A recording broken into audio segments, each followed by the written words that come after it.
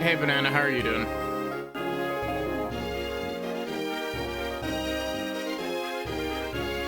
I'm finally back to having ice in my water bottle because the ice maker isn't, like, we replaced the filter on the ice maker finally.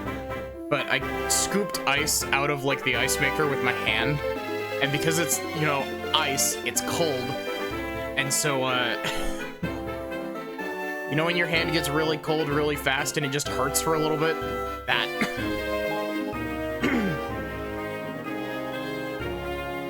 But yes, hi, welcome to more Pokemon Black and White. We're heading on our way to Chargestone Cave and Mistralton City.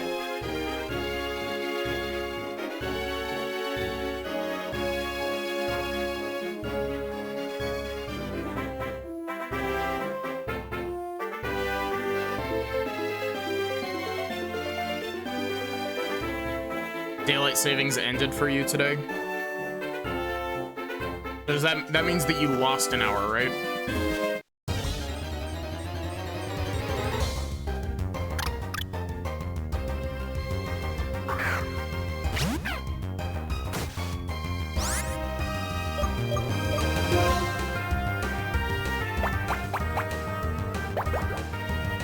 How slow is my Hey Kyle, how are you doing? How slow is Twilight?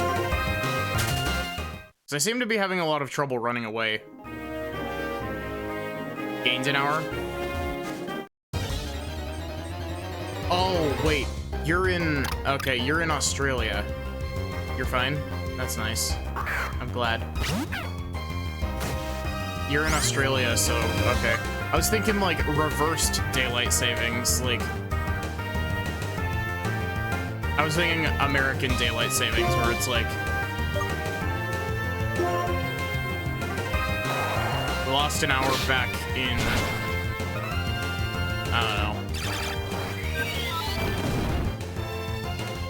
Yeah, morning to you. It's very, I guess technically it's morning for me. It's like 2:45 a.m., but I guess that's technically morning.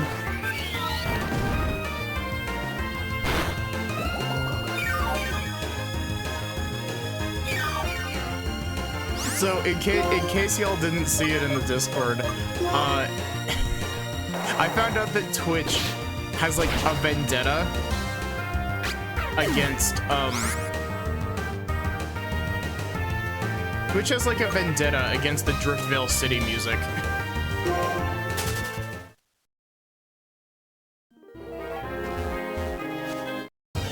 Can I not get an encounter? I've walked through 3 pieces of grass.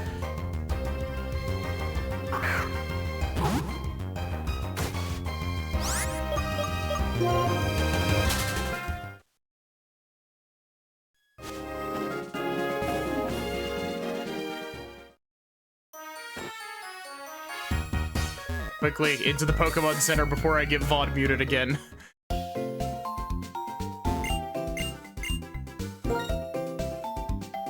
Nah, I'm just gonna... It's not a huge issue that it got VOD muted. Like, it's just inconvenient. Because it means that I have to manually upload the VOD to my YouTube instead of just exporting it from Twitch.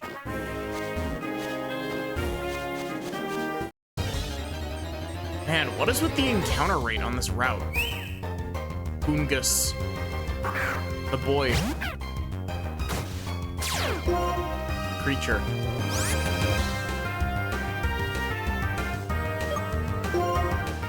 Yeah. More than anything, like, yeah, it's annoying, but I also find it really funny.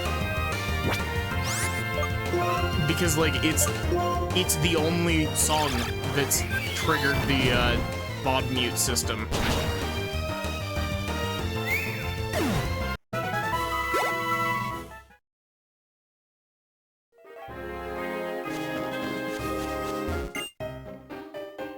You're an interesting case. Please help me with my experiment.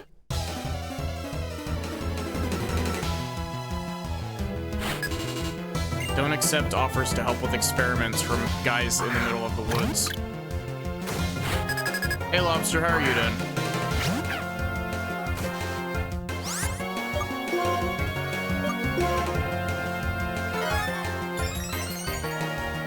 What experiments?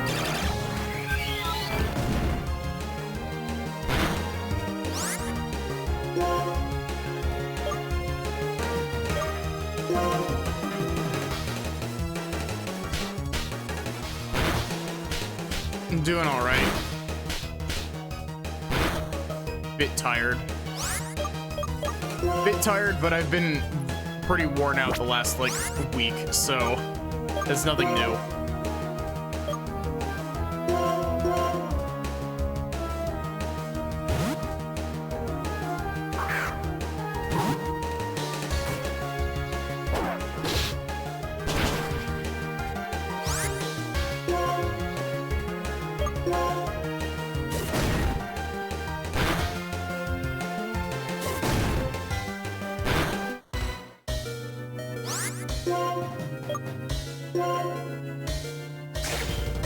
Man, that whole thing that happened earlier with the Discord emotes and all that, like, that it happened like while I was at work, and I'm very glad that it happened.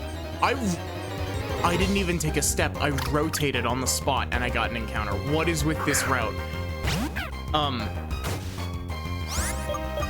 It happened while I was at work, and I'm very glad that it was like during a very quiet part at work.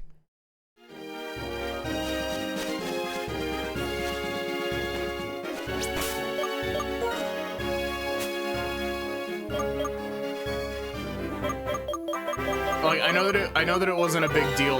Like, it's not like anything happened super big. It was just, you know, the worst part about it, Lobster, is the fact that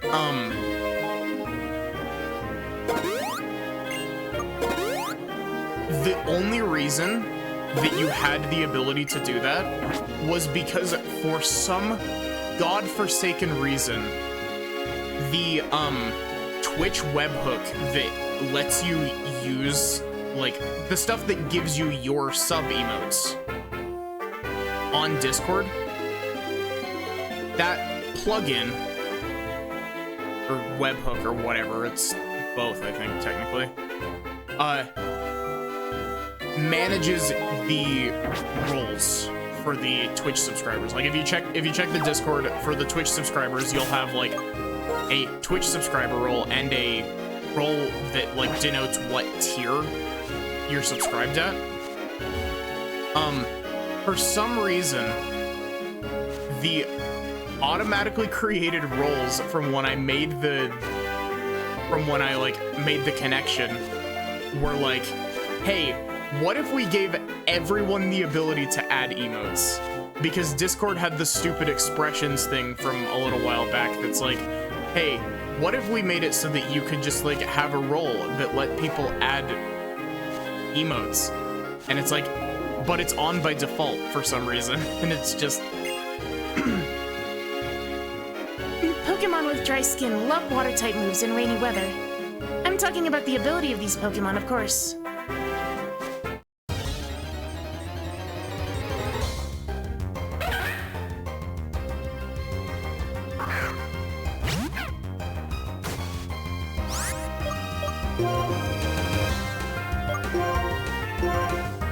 So yeah, it was an experience, but I'm glad that we managed to get it sorted out.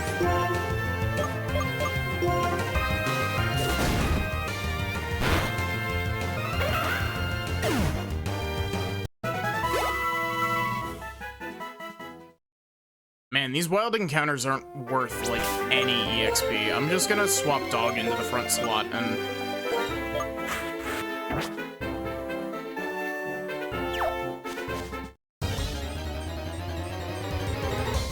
I'm not even running.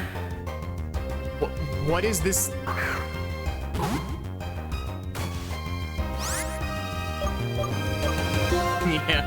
Yeah.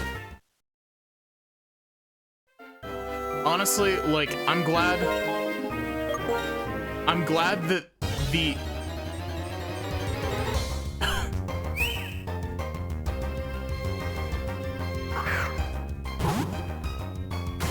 I'll finish that thought in just a sec. Like, what is happening? How am I getting an encounter, like, every 3 steps? But, I was gonna say, I'm glad that I have, like... I'm glad that my community is, like, nice. We're totally in sync. Using our amazing connection, I'll teach you all about rangers.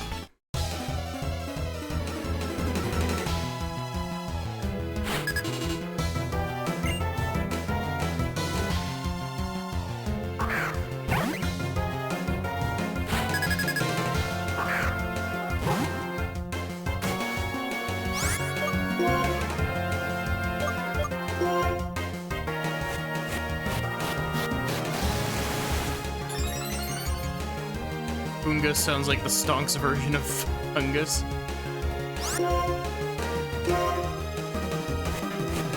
Oh, great. We're dealing with a double team spam.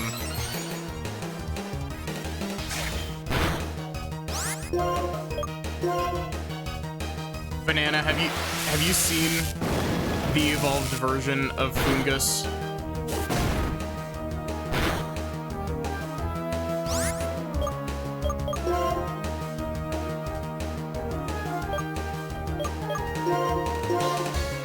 It's a bigger mushroom that's named Amoongus.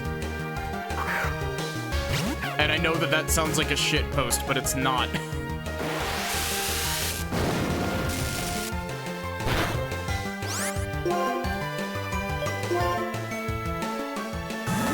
Yeah. I think, if I'm not mistaken, there's a, I think that there's a random chance that you can encounter an Amoongus in Shaking Grass on this route. Though I might be thinking of, Black and White 2.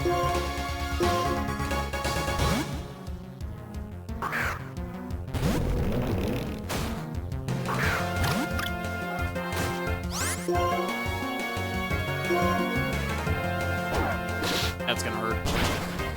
Ow. Oh, I just realized I totally forgot to trade. I was gonna trade my Bulldor around to get it evolved, but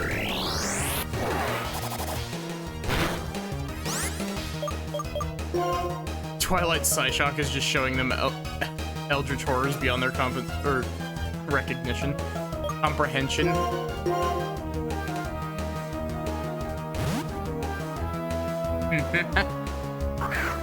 Hey Nasser, how are you doing? It's only gonna be Twitch VOD viewers though, because I'm gonna manually upload, because I record all of my stuff locally as well in case of stream mishaps.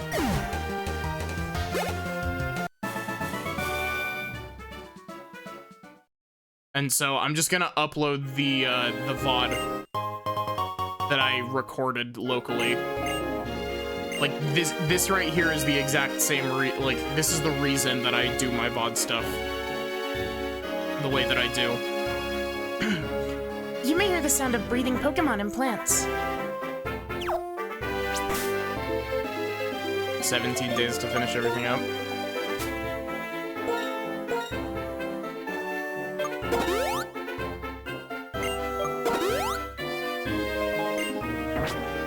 Also, Banana, would you believe me if I told you that there is actually genuinely a Pokedex entry from Pokemon Scarlet and Violet of Gothita's fully evolved form, Gothitelle, that says that it shows enemies visions of the end of the universe? Pouring rain, fighting Pokemon.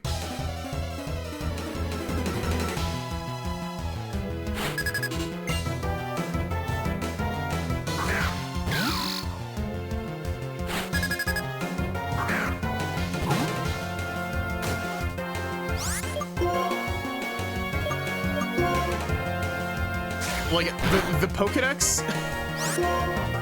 The Pokedex is one of those things where it's very... In 99% of situations, the Pokedex is weirdly uncharacteristically dark. There's a Generation 6 Pokemon called Phantump, where in X and Y, one of its Pokedex entries is like, yes, this Pokemon is made out of a dead child.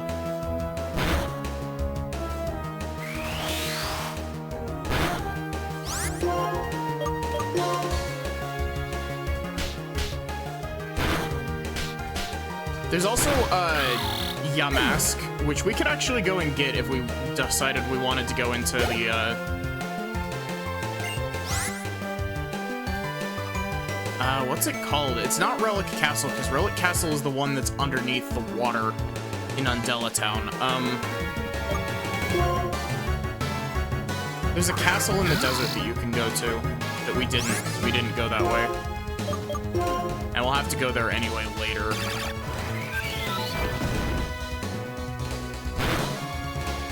Oh yeah, the Heatmore and Durant.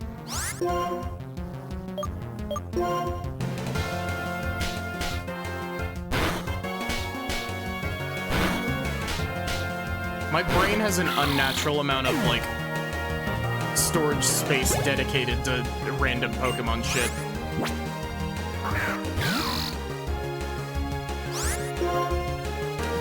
There's the Beautifly one. It's like, because Beautifly has like the curled up, like, it's the curled up like mouth. It's like it sticks its prey with its mouth and sucks out its fluids. I think Gorbis also has a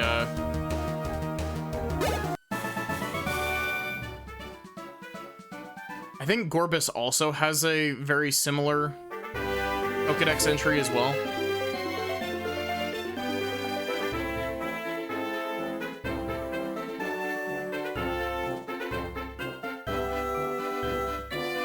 Man, I managed to walk past that guy. Pokemon Universe's candy-coated nightmare fuel. Yeah. Blorbo. Some Pokemon change their appearance depending on the season. Would that also be considered a type of evolution? Nope. The temperature and humidity inside the case next to me are controlled by a machine. This is the Season Research Lab. Twist Mountain, just beyond Miss Charlton, has snowed, depending on the season. Ooh, we're gonna get to go through the winter version of Twist Mountain. Research changes in nature that occur due to the seasons. Consider the Pokemon called Deerling, which lives in this forest. Its appearance is said to change according to the season. This characteristic is of great interest to us. Want to research this Pokemon and observe its seasonal changes. Man, you just keep talking, don't you? That's why we developed a marvelous climate control system that transcends the seasons and allows us to freely adjust the temperature and humidity. To this point, everything's been fine, but we're very busy and we haven't really had a chance to catch many Deerling to study. Capture Deerling.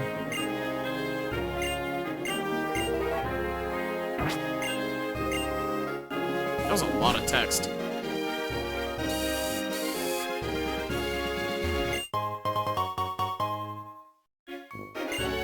Okay, so I might be mistaken here, but if I'm not misremembering, I think that this scientist heals you.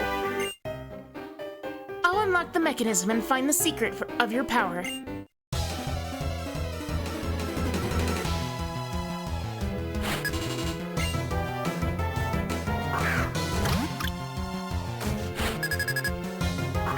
Venison.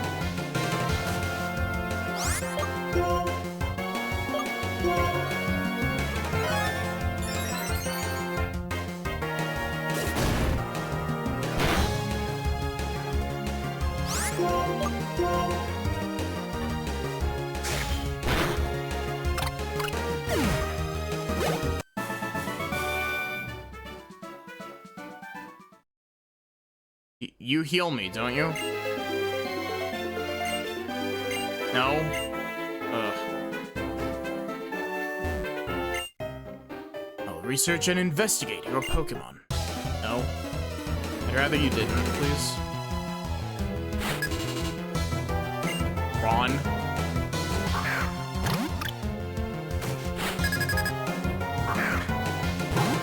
Okay. I know that I've said that I have a lot of nostalgia for Gen 5, and I do. But one thing that I'm really excited for is one of the games that I want to stream when I get my capture card is I really want to stream Pokemon X and Y. Because, like, I don't remember. Why don't you go discover something else? Wow, rude much. But I really want to play Pokemon X and Y. Because I don't remember much from Kalos. And I would really like to play X and Y before ZA comes out.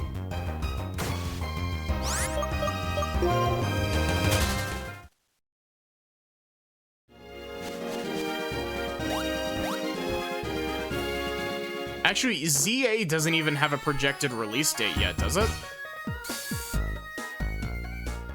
I think they basically just said, hey, this game is coming. And that's about it.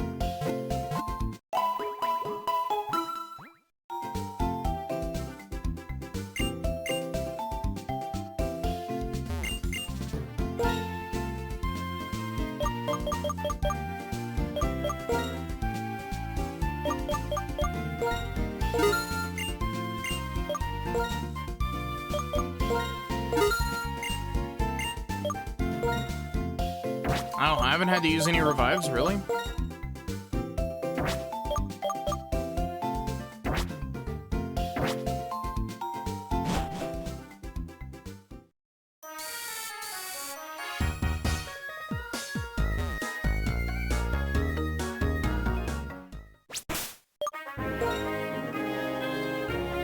Technically speaking, if you just go off of abbreviations, there kind of is already Pokemon P, which is Pokemon Platinum.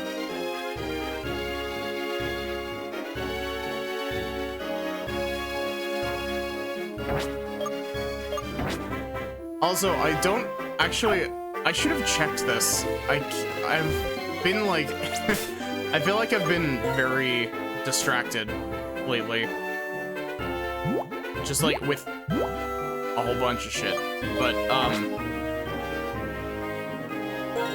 I would just like, so you're aware, I'm pretty sure that the character count for nicknaming Pokemon is I'm pretty sure that you've only got 12 characters. And it might be less than that. It might be 10. But I think it's 12 in... I think it's 12 in Scarlet and Violet.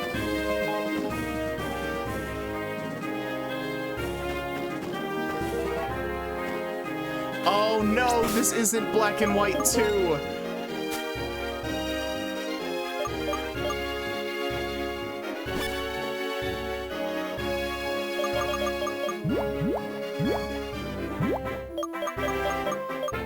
That makes me really sad. Black and White 2, was the first game that gave you the "Your repel has worn off, would you like to use another one" text.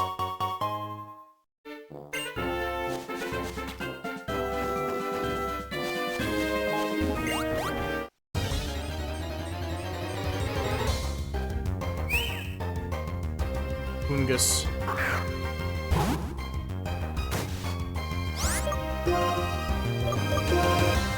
You know what? I should probably just start catching Pokemon again so that we can nickname them random shit.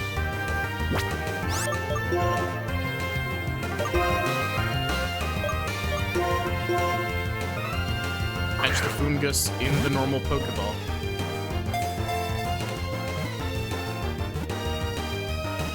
Bingus. I guess we'll get to see how many characters you have.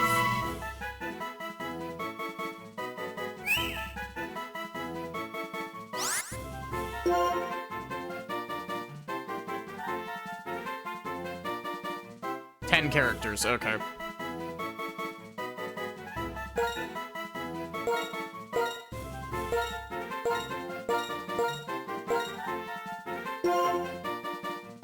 Whenever anyone like says Bingus to me, I know that most people immediately think of the cat, but I have a friend whose like username is Bongus. Water fun with Pokemon. Do you want to play with us?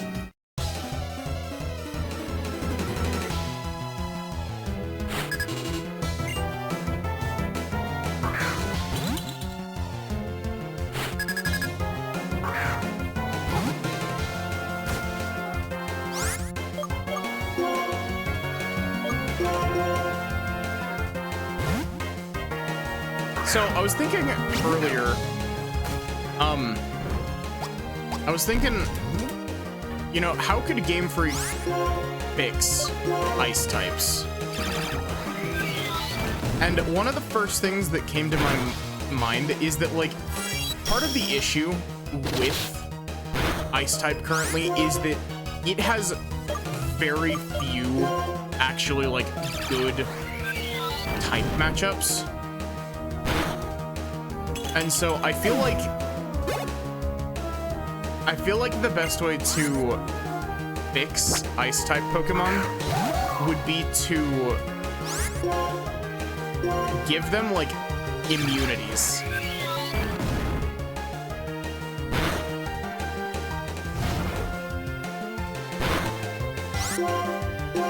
Like, you know how Ghost has immunity to normal and fighting? Like,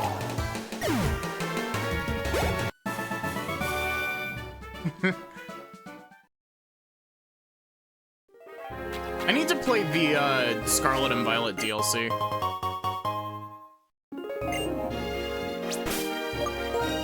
Like, I've heard that.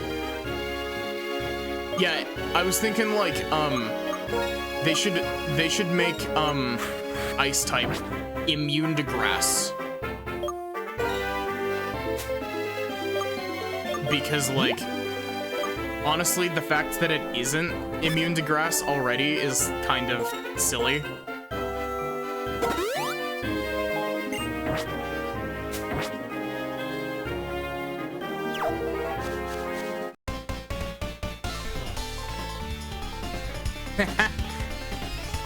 Don't worry, Dot. I was already thinking about it. Hey, Dot, how are you doing? Oh, I'll show you how energetic I've become just by being here. That's what he said.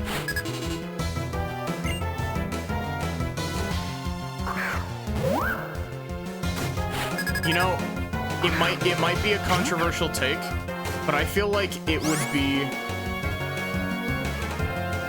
I feel like what they should do for ice is they should make ice immune to grass and water type. And I know that the water is a bit of a stretch, but like, if you squint, it kind of makes sense. And if you made ice type immune to grass and water, like, ice type would immediately shoot up in viability instantly. Like,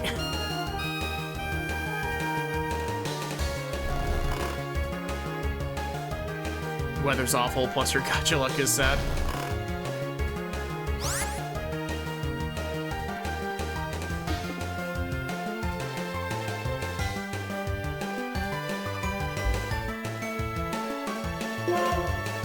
The issue with the hail damage is that, the hail damage makes team building around ice typing really weird.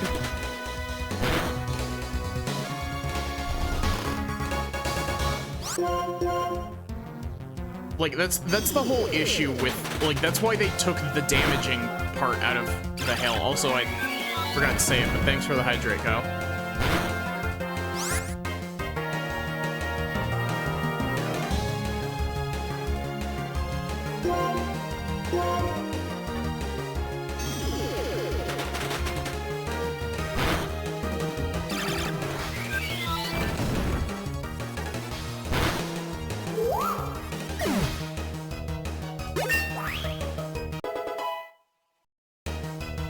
I don't know how to pronounce your name, but welcome in. Sander Laggy?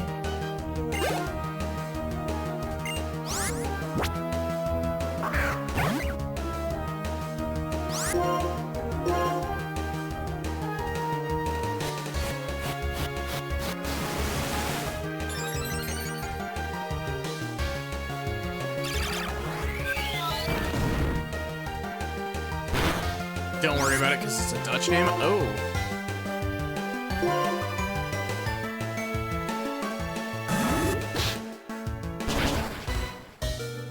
Well, it's not even that it's not even that it's an issue of ice Pokemon being frail, because like ice type Pokemon themselves can be built pretty like buff. The problem is that the ice typing is purely detrimental. Like, there is no benefit to having ice type, because you can have ice type moves on other type of Pokemon. Also, I definitely agree. Like, Gen 5 is my personal favorite generation. Gen 4 is pretty damn close behind.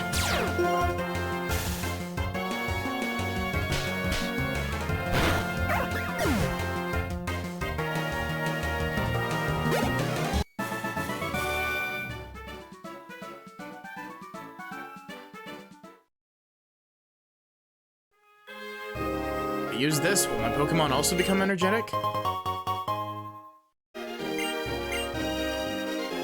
When we're surrounded by green, we feel more energetic, don't you think? Thank you, Mother Nature.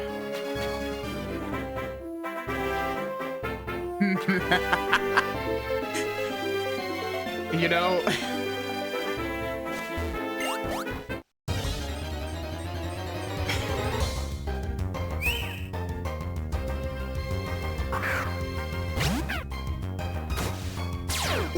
You know, the funny thing is, Lobster, there's also the Ice-type gym from Scarlet and Violet that had Grusha as the gym leader.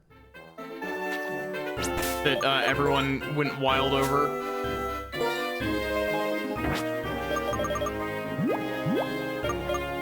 I liked Omega Ruby as well, though it has been a long time since I've played it.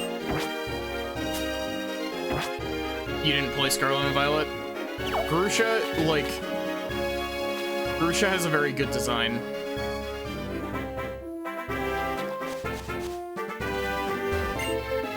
Stone Cave seems like a complicated maze, but actually it's a straight road. You're on Route 6. There's a place called Mistralton Cave.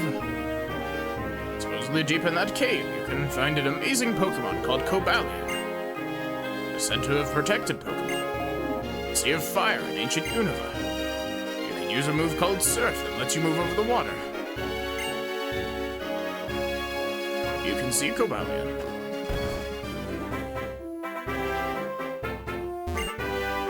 Miss, here, have this. Thank you. Oh dear, your Pokemon, and somehow they don't seem well. You should rest here for a little while. You can't go anywhere when you're not feeling well.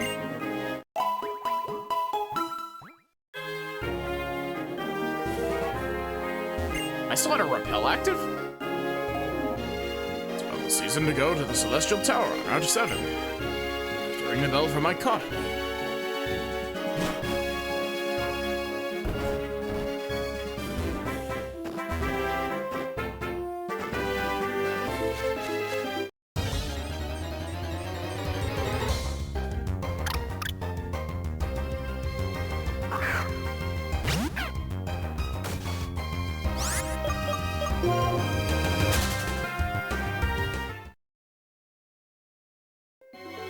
Yeah, like that's the biggest problem with ice as a typing, is that like I don't have surf yet.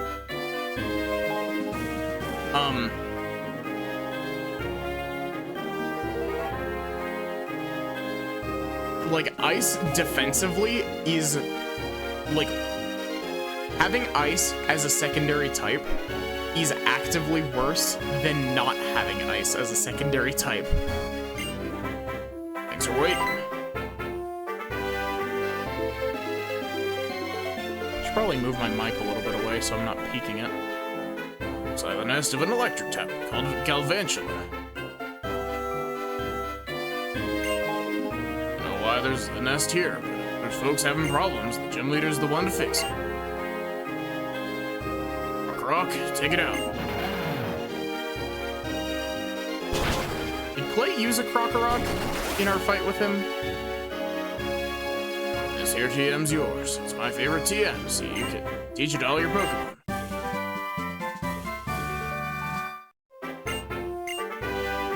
Called Bulldoze. It does damage and lowers the speed of any Pokemon it hits. Ground-type Pokemon move a little slower than you'd like. If you use Bulldoze right, you can cover that weakness. First one he threw out. I don't know how good you really are, but if you think you can go wherever. Or if you go, or yeah. If you think you can go wherever. If you think you can do something, keep doing it. Do things how you want, inside your own limits.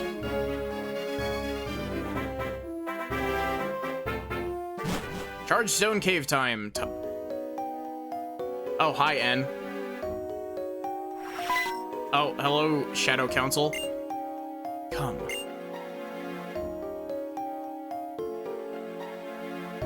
Really, really longathon? No, I haven't.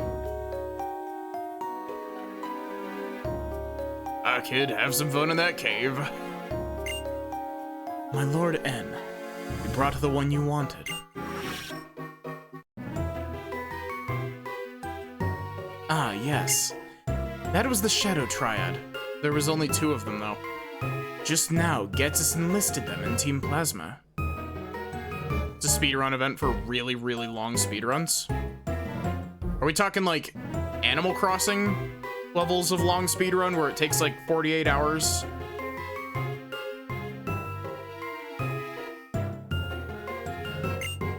Apparently, they were the ones who prepared the Galvantula nest. The cave entrance. Chargestone Cave. I like this place. Formulas express electricity and its connection to Pokemon. People did not exist, this would be an ideal place. Low percent Twilight Princess speedrun.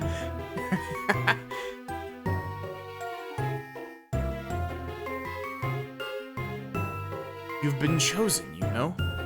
Does it surprise you that I said that? You don't understand what that means. It's not likely to surprise you. I told Ghetsis about you and your friends. After I did, he apparently used the Shadow Triad to find out about you. 7-hour all endings Drakengard 3 speedrun? Man, okay, I'm gonna go off on a bit of a tangent.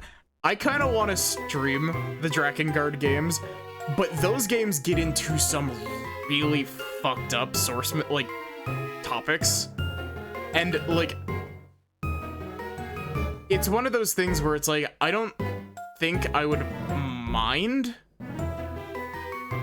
playing, like, it's not an issue of, like, me playing the game, it's just an issue of, like, I'm not sure that I want to bring that into stream, you know? Cheren is pursuing the ideal of strength. Poor Bianca has faced the sad truth that not everyone can become stronger.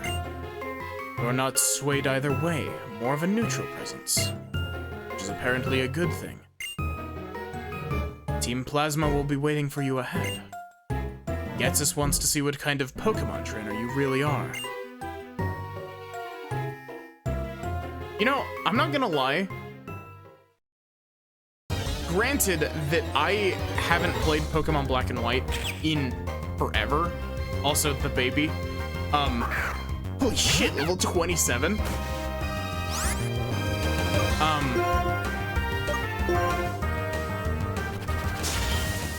What was I saying?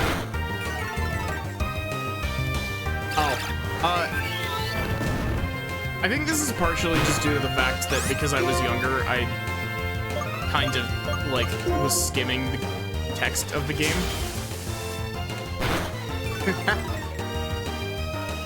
Lobster, was that a, deliberately, like, chosen nickname, or did you just come up with Spood and then...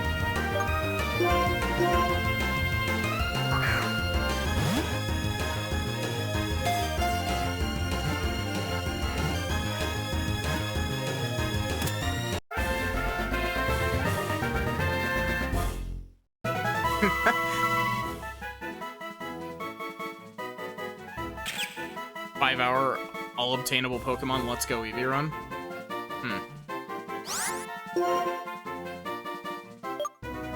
I thought that you were potentially making a reference to my friend Spoods.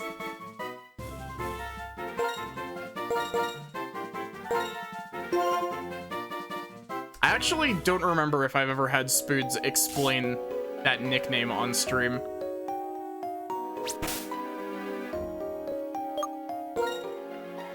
But, anyway, what I was saying earlier is that I think partially because I played Black and White last when I was, like, significantly younger, but, like,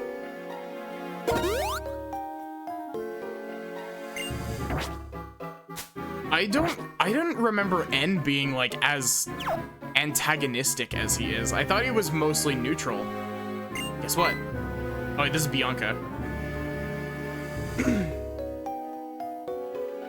Maddie, did you know this? The floating stones move when you touch them. Right, Professor? Oh, hi, Professor Juniper. Hi there. How are you, Maddie? This place is always charged with lots of electricity that Pokemon like. The electric charges react from one stone to another, and that's why some of the stones are floating. But not all of the stones can be pushed. My father asked me to research Clink, which is a Pokemon that looks like a gear, because I'm researching the origins of Pokemon and the era they appeared. He knows how to get what he wants from people, but I was already interested in this anyway, so it's a lot of fun. Oh yeah, Maddie, this is for you. Ooh. Also, I will resume the Drakengard line of thinking when I'm done reading this and when I'm not in a cutscene. Giving that lucky egg to a Pokemon to hold increases the amount of EXP received in battle by a lot. I hate when people say EXP points. Having strong Pokemon will make it easier to fill your Pokedex pages. Maddie, are you working on your Pokedex? Keep encountering lots of Pokemon so you can keep filling in those pages.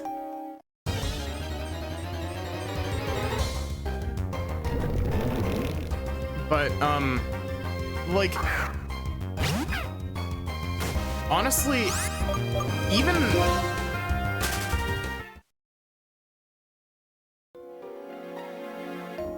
I wouldn't mind streaming Drakengard 3, honestly. It's mostly just the content of Drakengard 1 that I'm a bit iffy on. I'm the professor's bodyguard. Well, that's probably not necessary, but you have to protect important things.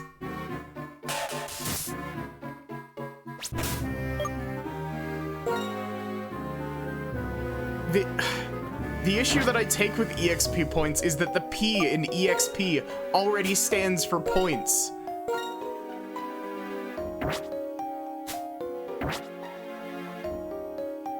Yeah, Drakengard 1 is a content warning and a half, yeah. Experience points, yeah, exactly.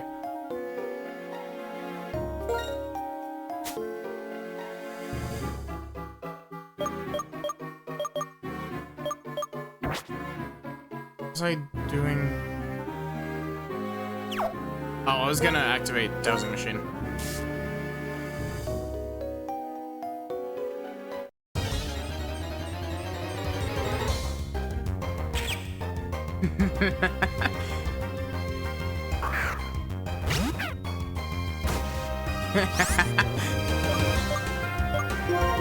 Yeah. You know, funny thing, I've only ever actually seen Drakengard 1 gameplay that's literally just the ending that leads into Nier. That is the only Drakengard 1 gameplay I've seen, and that's the mounted combat. And it just looks boring.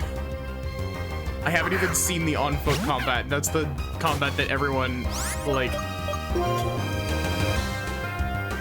That's the combat that everyone's like, no, this is the worst thing ever.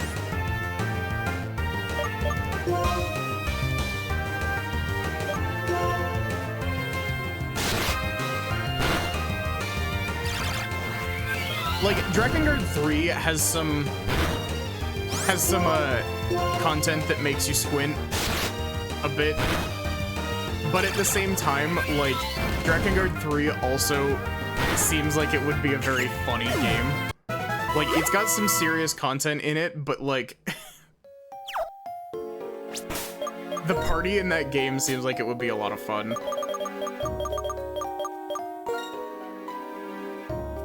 Drakengard 3 has a pissing dragon.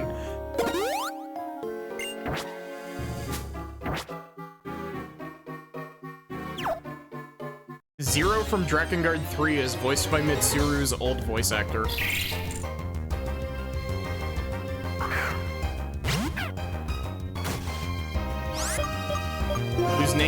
Whose name eludes me because I'm horrible at names.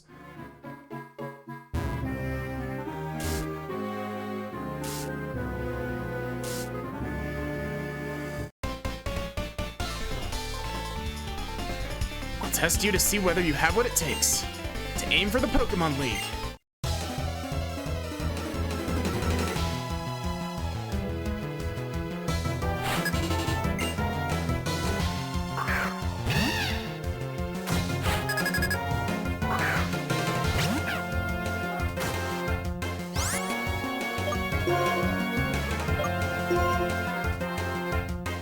I guess that is Elizabeth's VA, isn't it?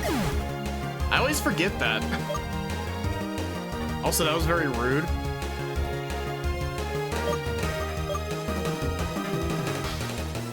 See, I want an electric type on my team. And I think once I have an electric type on my team, I'll have a pretty good type spread. But I also really wish I could throw an Archeops on here because Archeops is really good.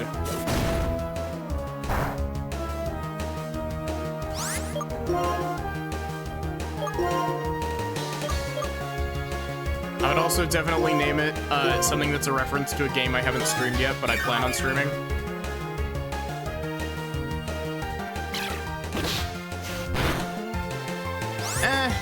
Archeops has really good stats.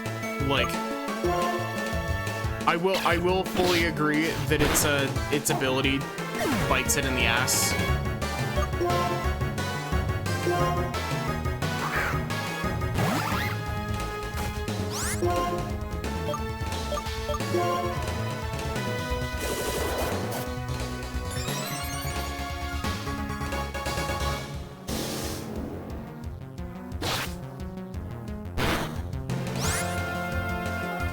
Wait, what? Archen isn't flying?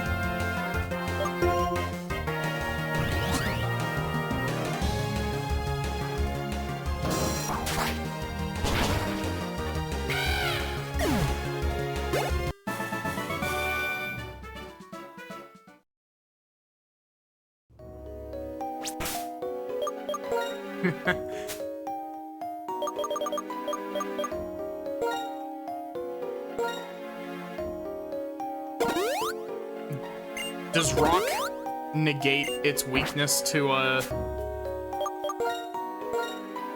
is rock resisted by, or resistant to fighting?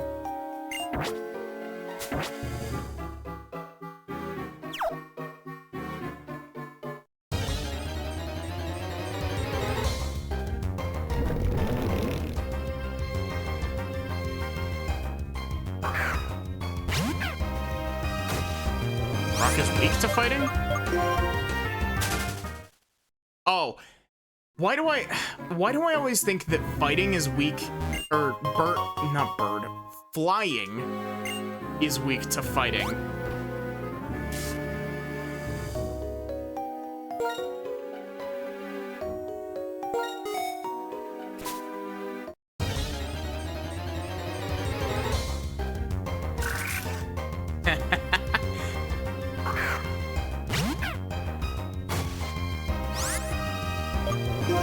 There's always been something goofy to me about how Ferrothorn just like rotates.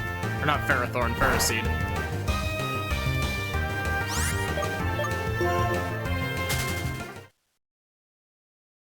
Aegislash is such a cool Pokemon though. And it's helped by the fact that it's actually a good Pokemon as well.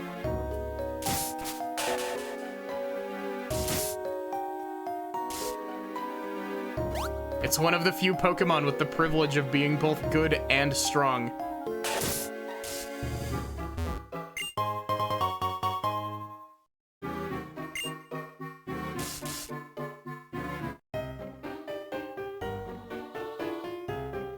This cave is full of rocks generating electricity. Electricity is charging me up.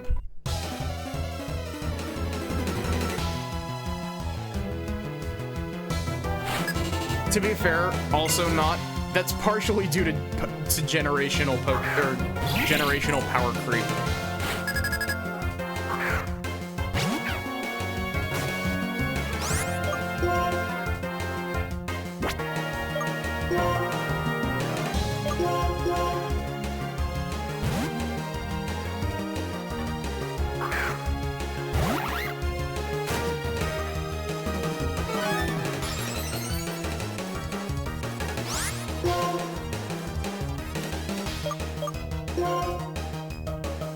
I know that people... Wait, what?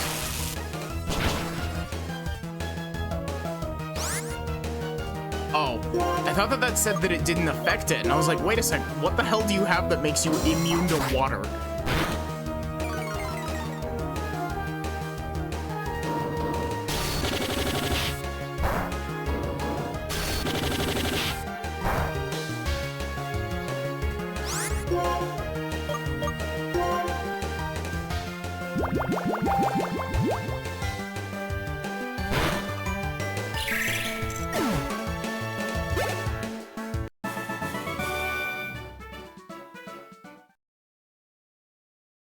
Okay, what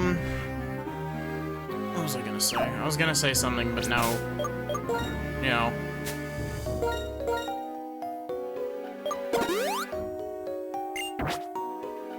Oh, where is it that I can find Tynamo in here? Is it on the next floor?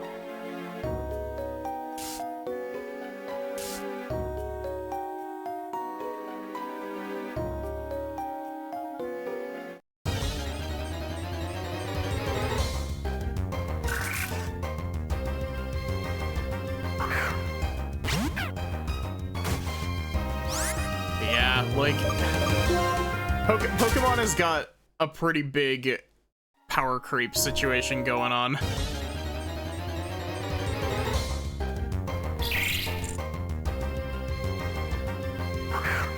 And you're sure that I can encounter a Tynamo in Pokemon Black, right?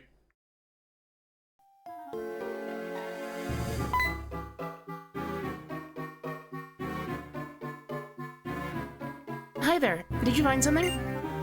I think we're just about done collecting data. This cave has been around since the distant past, but data to prove that Clink existed more than 100 years ago can't be found. So that must mean... It shouldn't be exclusive? Clink suddenly appeared 100 years ago. Where Pokemon came from and where they're going. If we can learn that, I believe we can get along even better. I need a sip of water before I try to do Bianca's voice.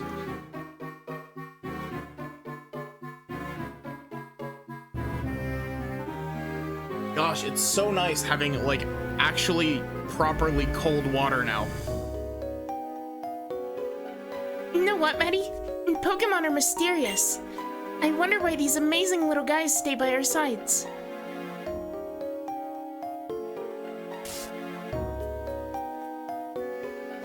I'm gonna throw a...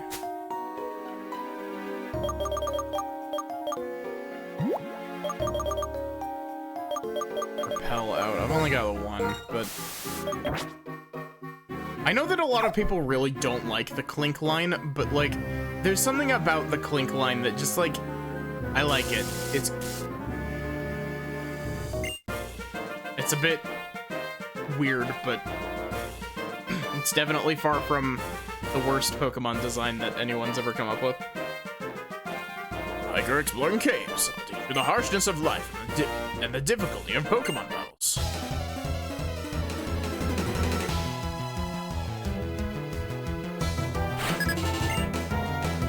Hard.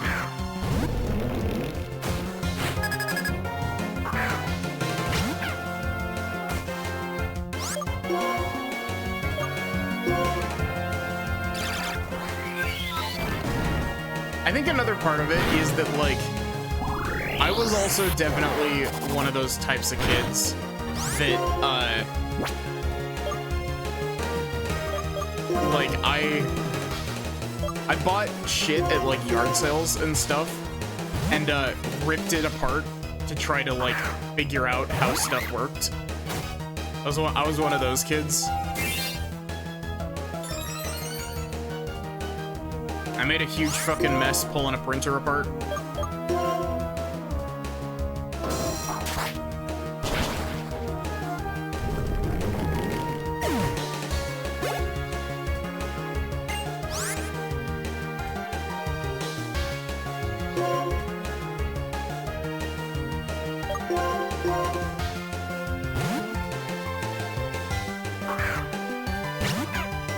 But yeah, I've definitely pulled apart a lot of mechanical stuff.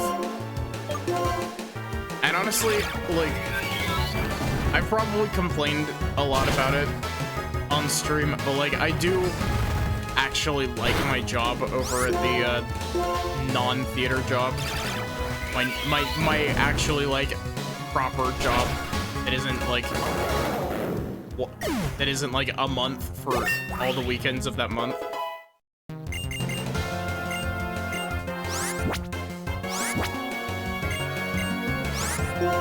What does Future Sight actually do? Oh, it's a charge move. I'm gonna get rid of Big Tears.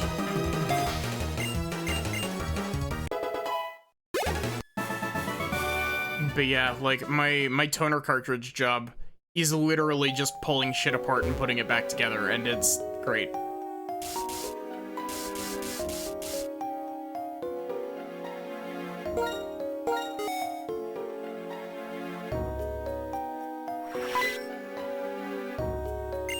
Come.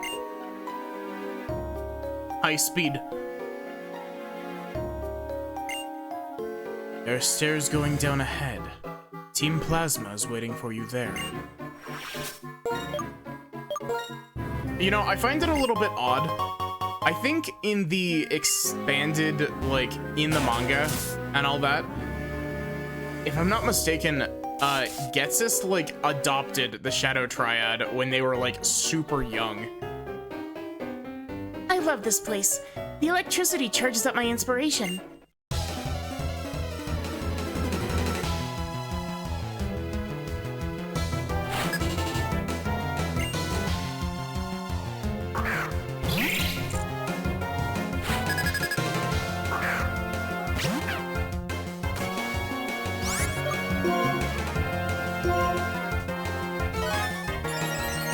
I get a free charge turn, so...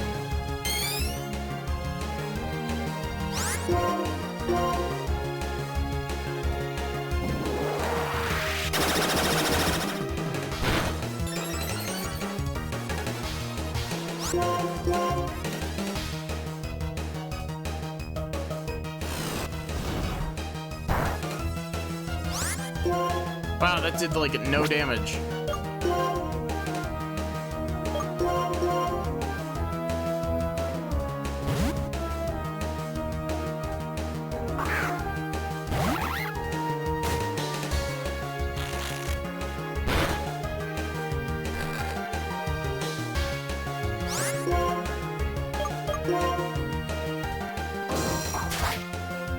still find it really sad. Like, I know that it was 100% a necessary change, but I find it sad how, like, absolutely gutted, grappling moves are, like, after Gen 1. And I fully understand why they need to be like that, but it still makes me sad.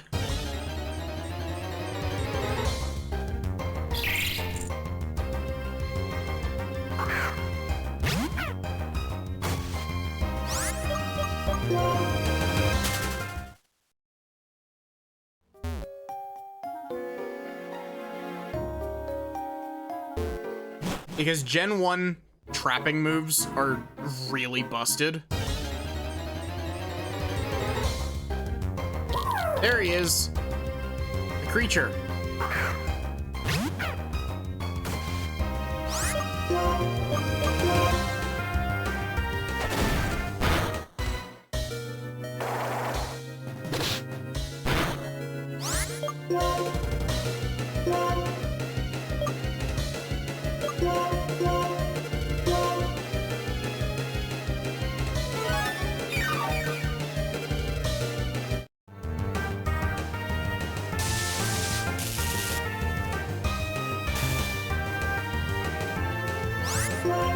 Oh wait, this is Gen 5 Pokemon, so we can't swap out our Pokemon immediately. We have to actually run to the Pokemon Center and swap out our Pokemon.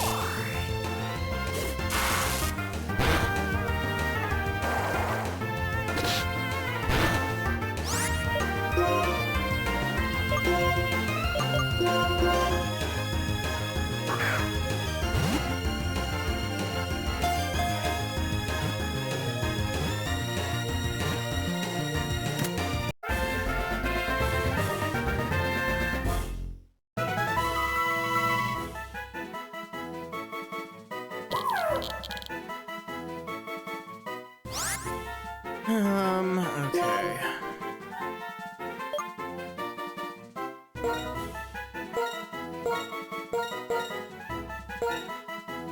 Dat boy.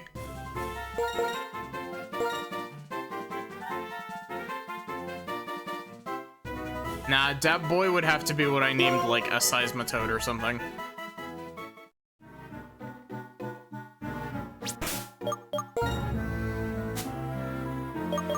We'll be grabbing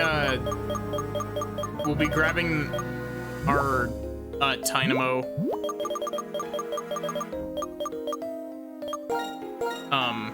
once we get to Mistralton City.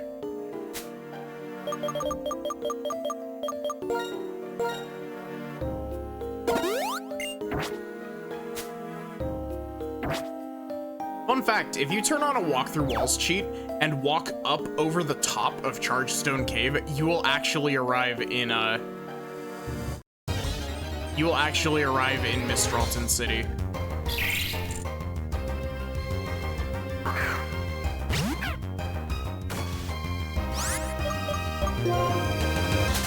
Granted, you'll arrive in Mistralton City with very few textures, but hi, we're the Nugget Brothers. I'm the big brother.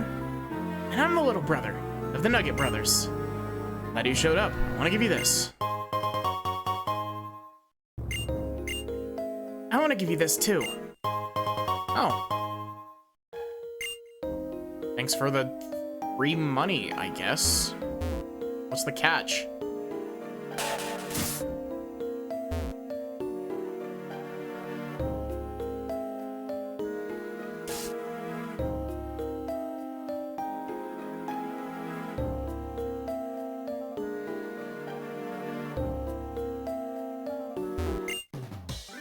Like, I'll make your Pokemon healthy.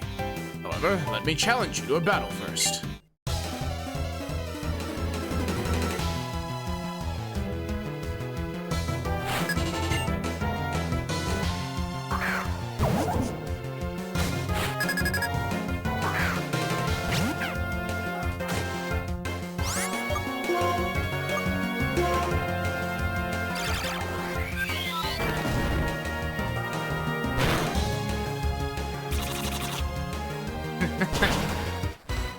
Ow. I forgot that you're bug type, not grass. Or you might be bug grass, but... Man, you sit in the type that I have very little coverage for.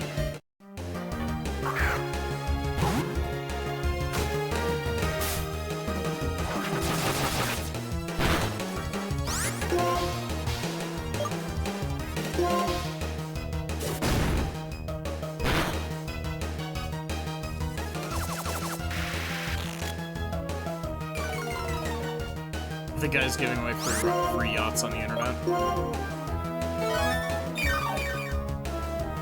You, my good sir, are a random-ass NPC in a cave. You do not get to use hyper potions.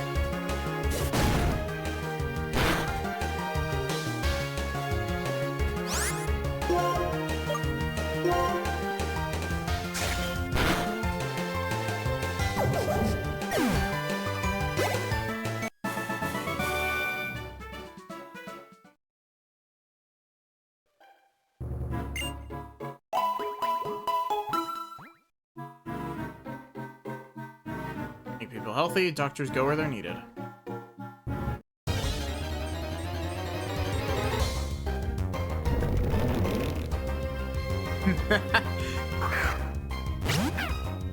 Banana. Funny that you should mention that. In Pokemon Emerald, there is a trainer you can fight on like the third route of the game. Or it's like maybe the fourth or the fifth route, that will use a endgame healing item on his level 5 Zigzagoon.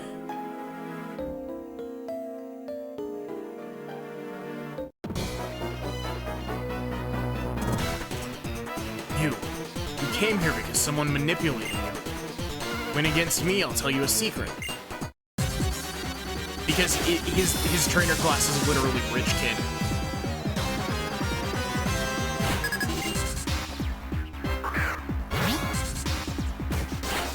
He's the rich kid who drops a full restore on his level 5 Zigzagoon. And it's great. It's one of those things where you probably won't catch it on a first playthrough, but if someone points it out to you or you're playing through again, you might catch it if you're actually reading the battle dialogue. And it's very funny to me.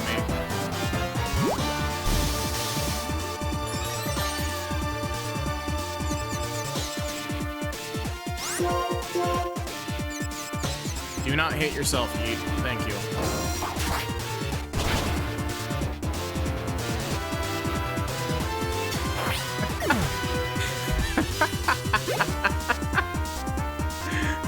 That's certainly a interesting question, Sachi.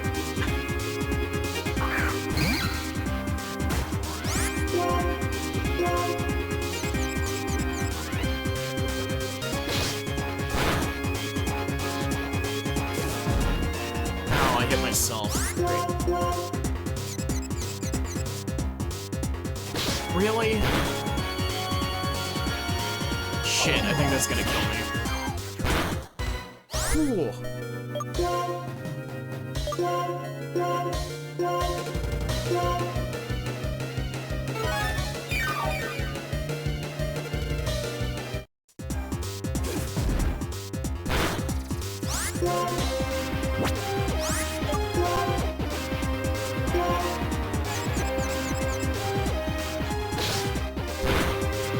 I mean, thinking about it, Sachi. Also, can I stop fucking hitting myself? Thank you.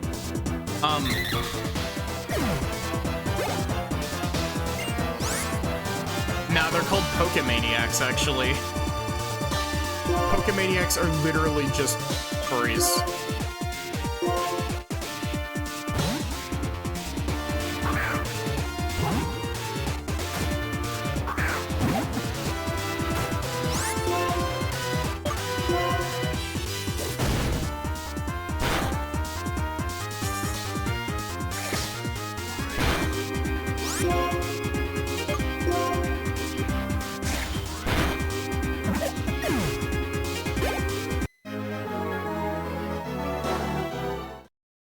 That was a long fight. Yetis of the Seven Sages supports our king. Yetis has 3 subordinates. The Shadow Triad.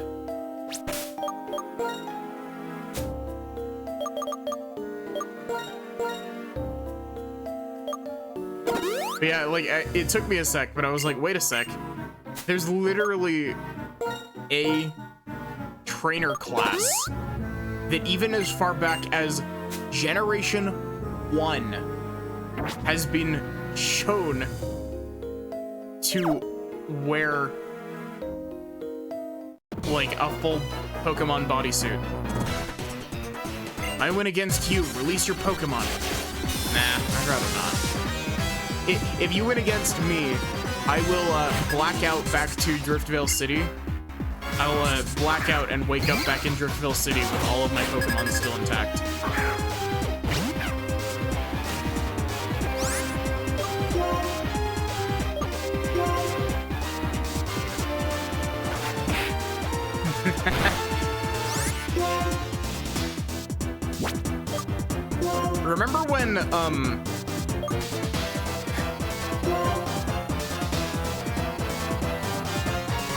Remember when, like,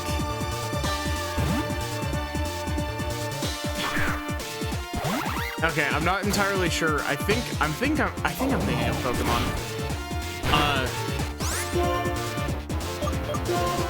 Essentially, they had to have a character that was like, hey, I like going to anime conventions. Do you know what anime conventions are?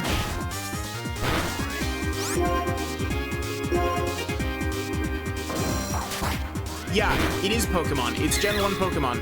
Because they talk about it, and they're just like, it's like, they actually explain what it is. I was thinking it might have been Metal Gear, but no, Metal Gear is where Otacon explicitly explains to you what anime is. Gosh, I need to, like, play those games.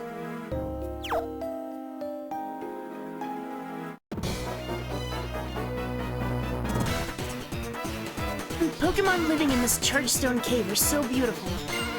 Because they're free from people.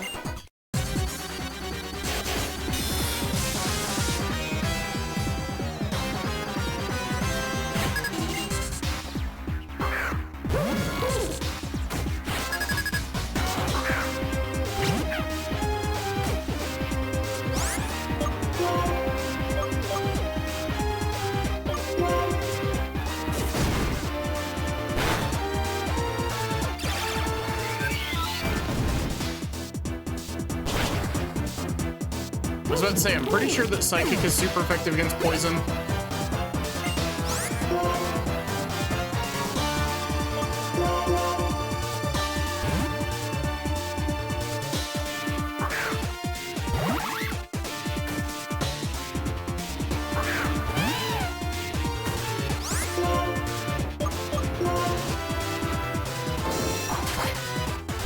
I feel like Bug is another Pokemon type that's in dire need of a buff.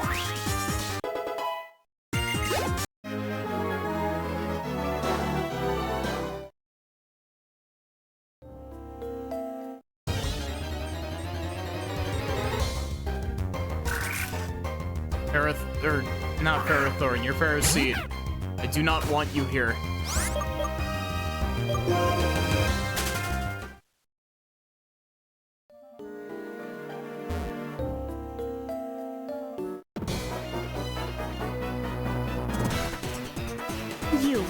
You're the trainer that my Lord N is worried about.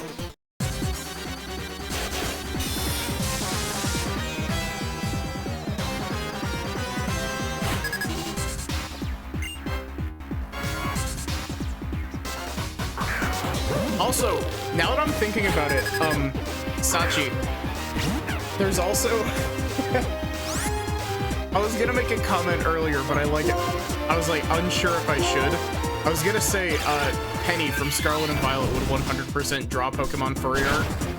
And then I remembered, Pokemon Masters EX basically confirmed that Penny is the equivalent of a Pokemon Furry. Like, that's not a joke. Like, that's just canon.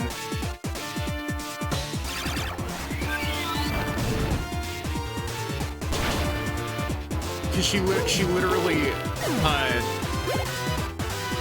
literally has like a piece of dialogue in Master ZX where she says that she wants to buy an Eevee suit at some point.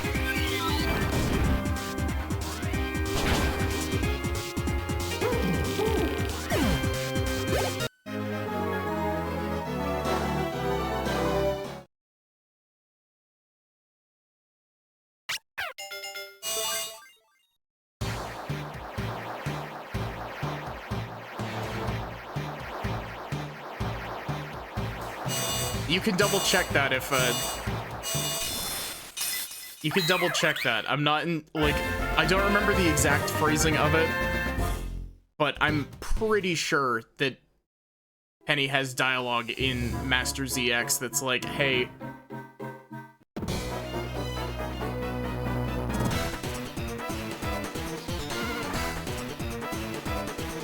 Gothita looks puntable. Proud member of Team Plasma, I'll gladly battle with you.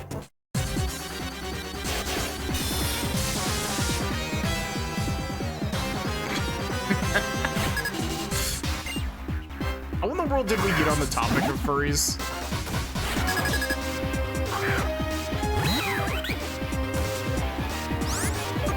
Man, can you... Why are all of the,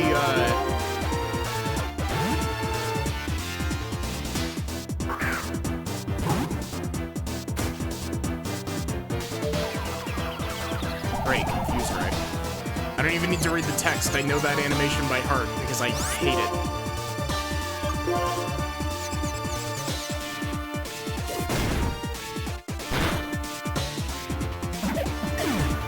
I'm realizing that Team Plasma's Pokemon literally wall Twilight. Like, Twilight does psychic attacks, and every single one of their Pokemon is part Dark type. Sandile is part Dark type. Watchog is part Dark type. Liepard is part Dark type.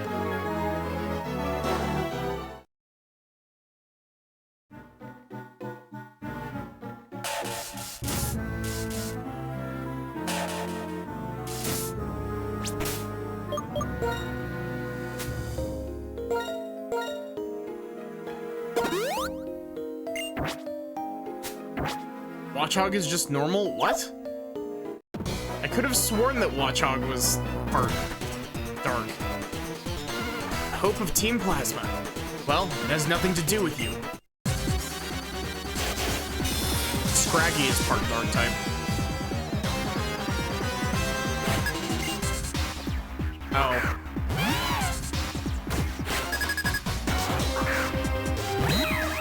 Can I just say, like, Pokemon, like, this game's sound design is really good. Like, there's something very, like, weirdly cathartic about the sound of the Pokeballs rolling onto the screen when you start a trainer battle. Like, the sound effect that they chose for that is just good. Good sound effect, good sound design.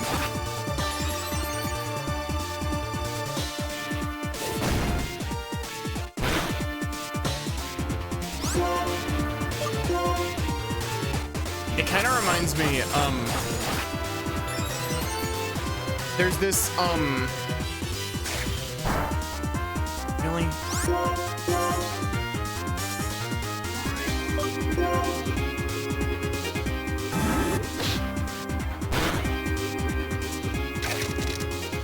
There's a sound effect in Deltarune. Hey Taco, how are you doing? There's a sound effect in Deltarune that plays when you get into combat, like the sound of you transitioning from the overworld into combat. That's like the like slashing sound effect that just brain dopamine.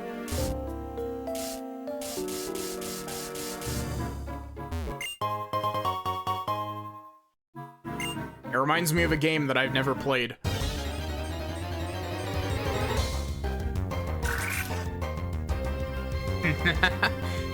Nice.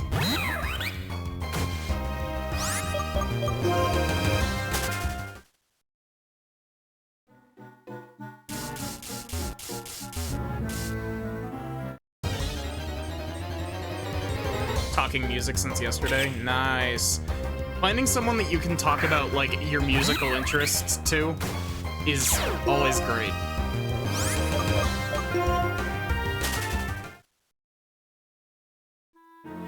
Because, like, as stupid as this is probably gonna sound, like, music is one of those things that,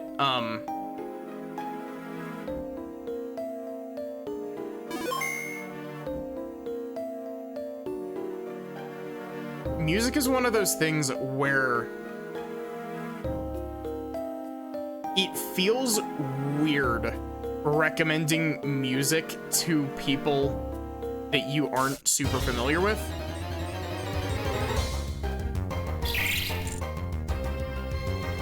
Which battle theme, Banana? This one or the Team Plasma one? Because the Team Plasma one is great.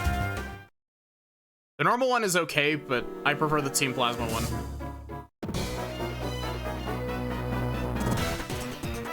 Okay, trainer. You use Pokemon. Show me your strength.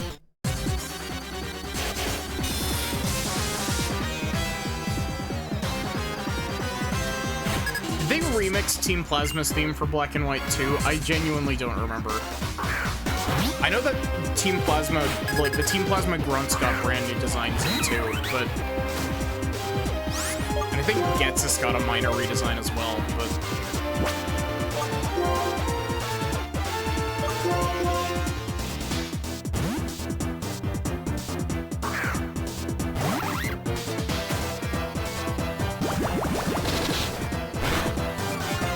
But yeah, like, music is one of those weird things where it just feels off, kind of sending random people music.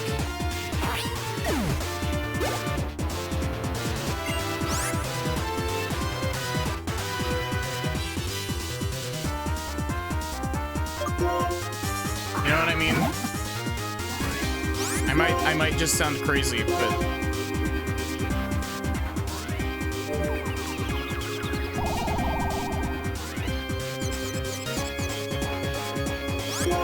I like me some very heavy, like, techno music.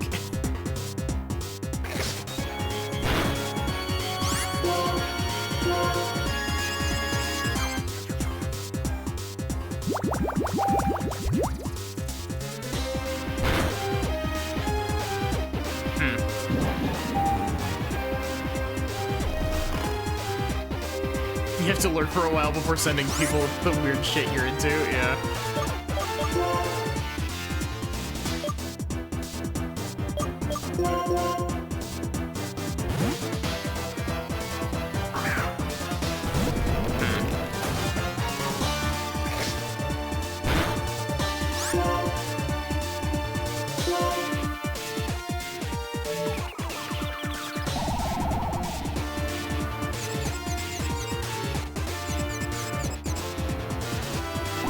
I really like a lot of the faster tempo stuff.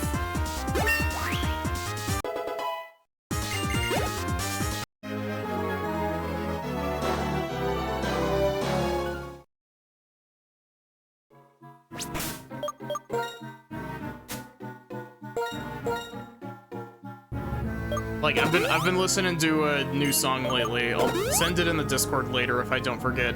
But it's a song called Dizzy Paranoia Girl. And it's a Vocaloid song. And it's a very fast-paced song, but I like it. Good song.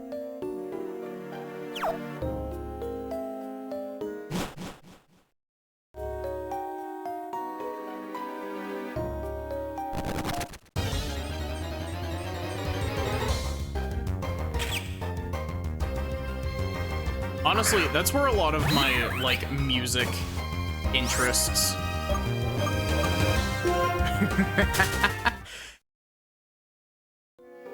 a lot of my musical interests are Vocaloid stuff. I want to solve all the mysteries in the world. For that purpose, I will keep fighting.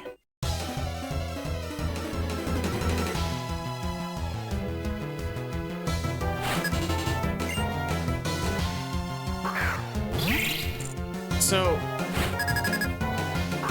depending on how sick I am of turn-based combat, after this, listen to Breakcore to relax and focus.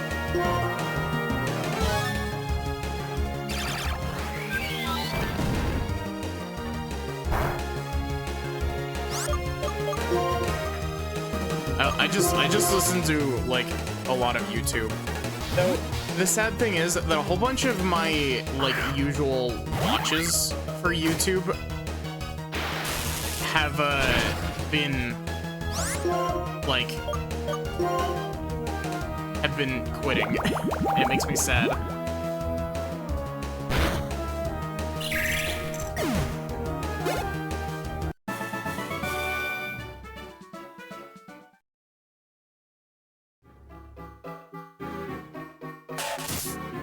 It's always the worst when you find a YouTuber that you really like, and then you like get super into them, and then they just like are like, nah, I'm done. It's like, oh, come on.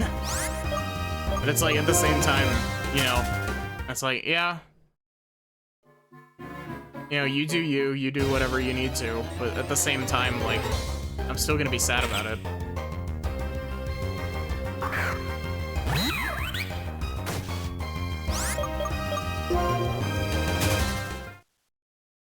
I think I'm probably gonna regret saying this because I'm probably gonna be proven wrong, but I think my least favorite, like, the one genre of music that I don't like is country.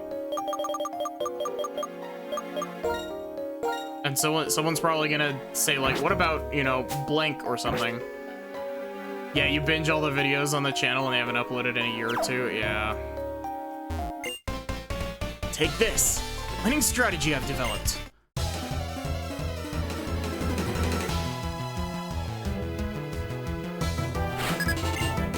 Porky. Oh, it's Whimsicott. I love Whimsicott.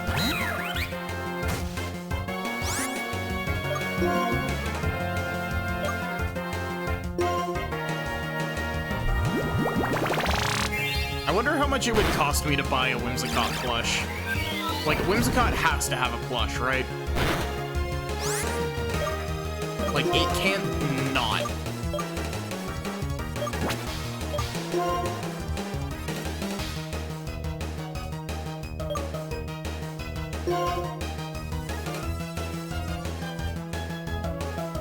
There's good country and there's terrible country.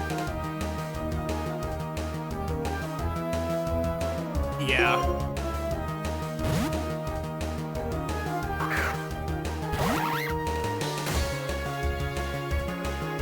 Hey Liz, how are you doing? Why did I send out a water type? Summoned by Whimsicott?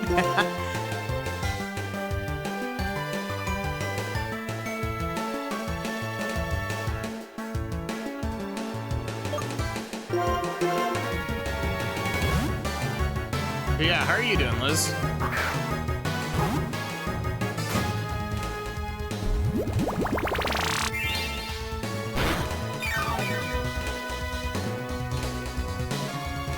You know, this is gonna sound like, this is probably gonna sound really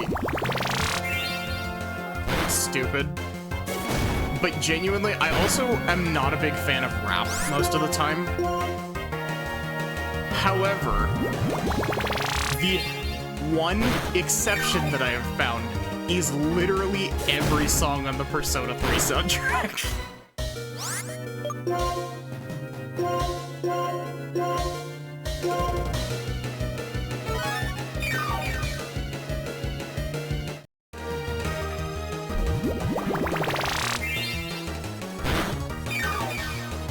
Gosh, can I? Okay. I guess it's kind of related to my statement because it's Persona 3 music, but,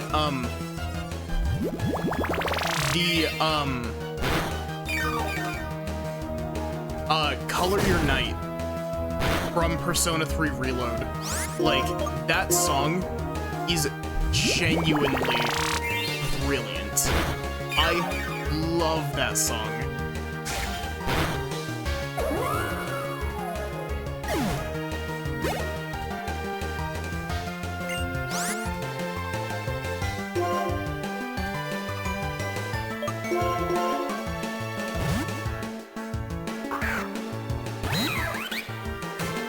It's also,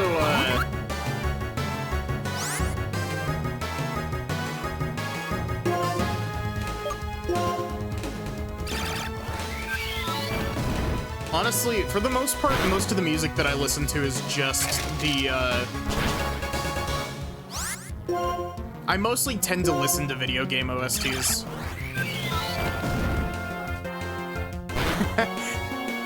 It might be a bit of a controversial opinion, but I really like the Chain Attack music from Xenoblade 3 that nobody likes.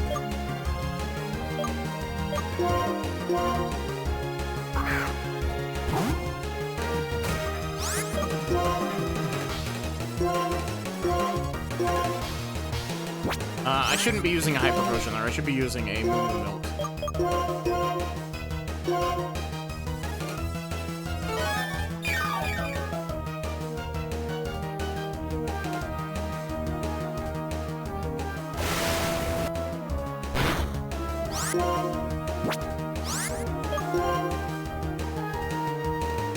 I'm just lurking while working on some stuff. Pokemon Black's been going pretty good. We've been stuck in this cave almost the entire stream.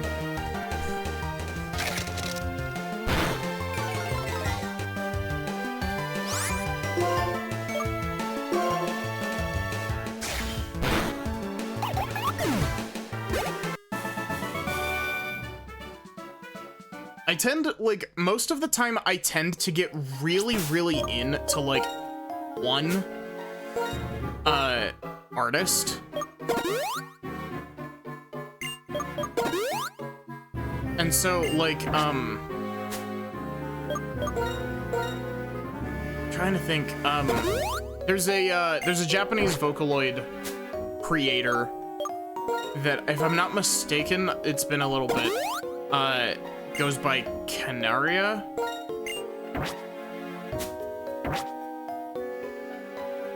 Like, covers of their music go hard.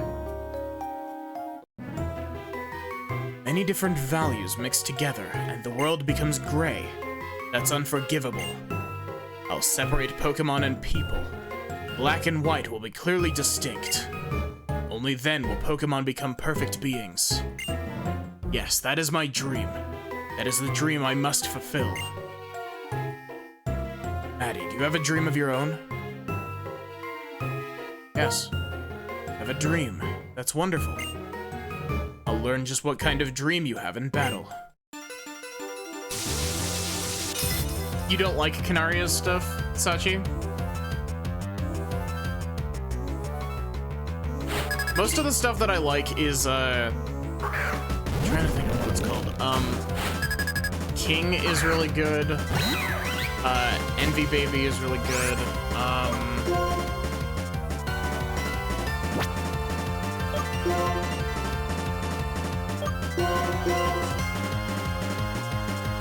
I really like Identity.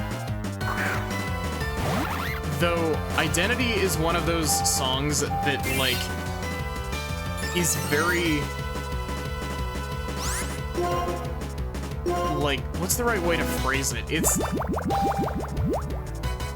It's kind of cheesy, but, like, I like it a lot. I'm trying to think of some of the other Canaria stuff that I've listened to. Here, let me pull up my YouTube playlist on my phone real quick.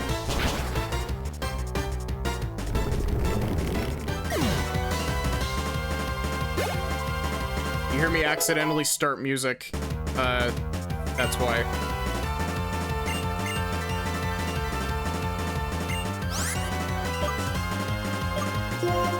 Joltik.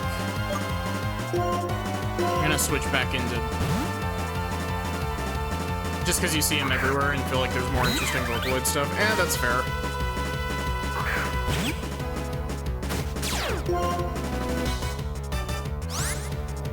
I actually don't remember if that's a,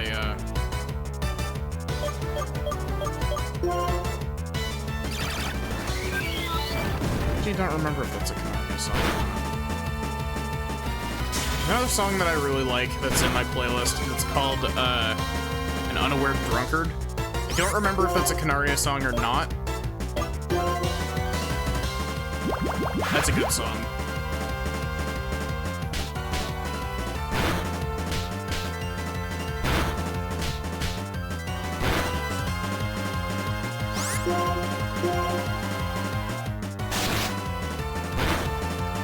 Oh, Requiem is also really good. I'm pretty sure, I'm like 99% sure that that one's a Kanaria song.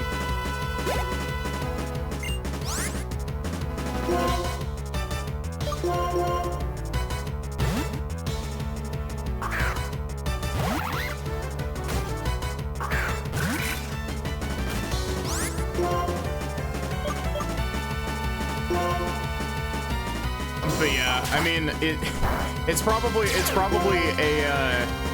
a sin, but I tend to prefer English covers of songs because I like to sing along with them while I'm driving.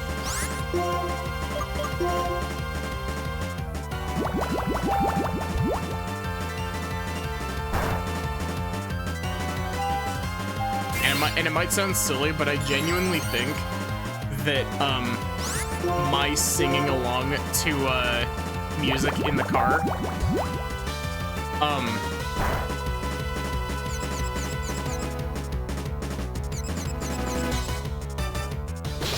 some of my singing in the car, I'm pretty sure is why I can do what I do with my voice. Primarily because throughout most of high school, intense music versus spiky metal egg, yeah. That spiky metal egg can pack a punch though, Cobalt. Also, how are you doing?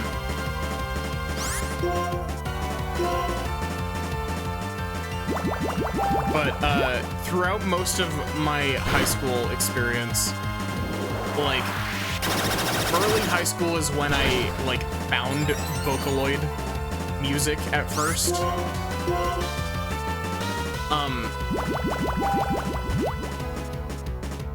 And it's not a Vocaloid song, but like one song that I really liked was Drop Pop Candy. I still love that song. Why? Is it impossible for me to win while feeling bad about being a trainer? As if I could pursue my ideals with something as meaningless as a battle. As if that could make me worthy to become friends with the legendary Pokemon. Maddie! Just a little further to Mistralton City. Bianca, you have good ears. I can't believe you heard Maddie's voice from that far away. Maddie, who's this trainer? Professor Juniper, what are you thinking? You appear to have no qualms about the relationship between Pokemon and people. You put Pokemon into categories using arbitrary rules, and think you can understand them like that. The very idea of a Pokédex revolts me. What do you have to say for yourself? Oh my, looks like you're not my biggest fan. Your opinion is understandable. It happens to be different from mine, which is equally understandable. How about if all people get to decide for themselves how to relate to Pokemon? Saying I should just allow people to think whatever they want and treat Pokemon however they want? No matter whether the Pokemon suffer? I refuse to tolerate the existence of a world like that.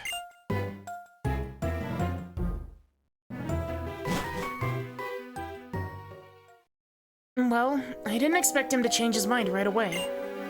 But I hope he'll spend a little time trying to understand how others feel. Now then, I think I'll go collect a little more data. For Pokemon and people to get along better, we need to take steps to learn more about them.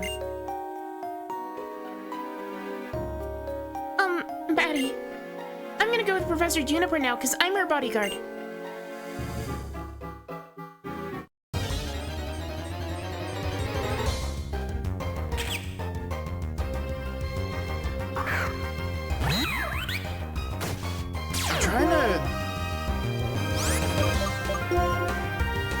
I'm trying to think of what the first Vocaloid song that I listened to was. It was, Wildfire. That's the name of it, right? I might be mistaken. It wasn't Miku. Technically it wasn't a Vocaloid song, actually. It was a,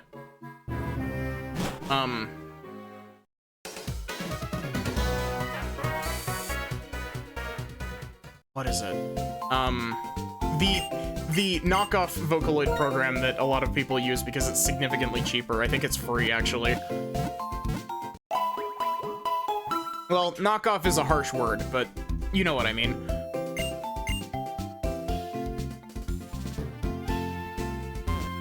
No, not Tedo. It's the one that, Gumi is a voice bank for.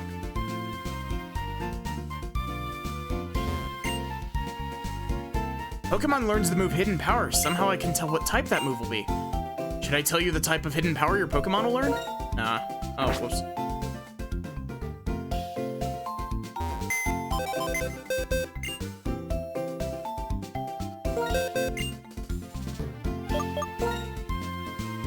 Thank you for the reminder to change my Pokemon out.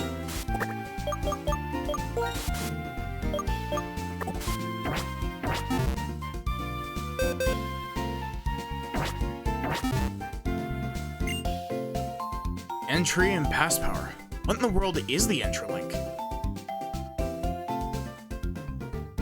You know, I'm not gonna lie, I thought that black book on top of the shelf there was a graphical bug.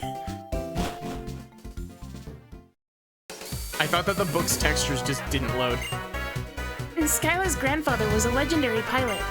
And Skyla's our city's gym leader. She's a really nice person.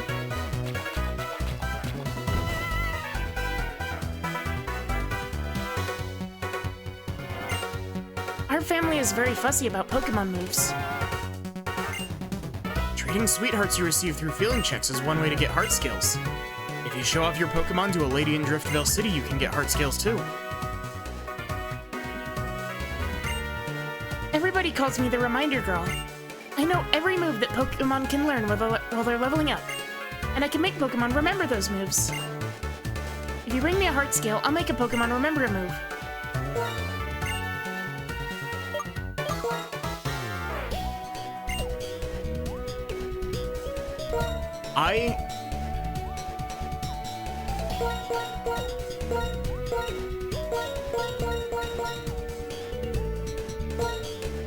Wow.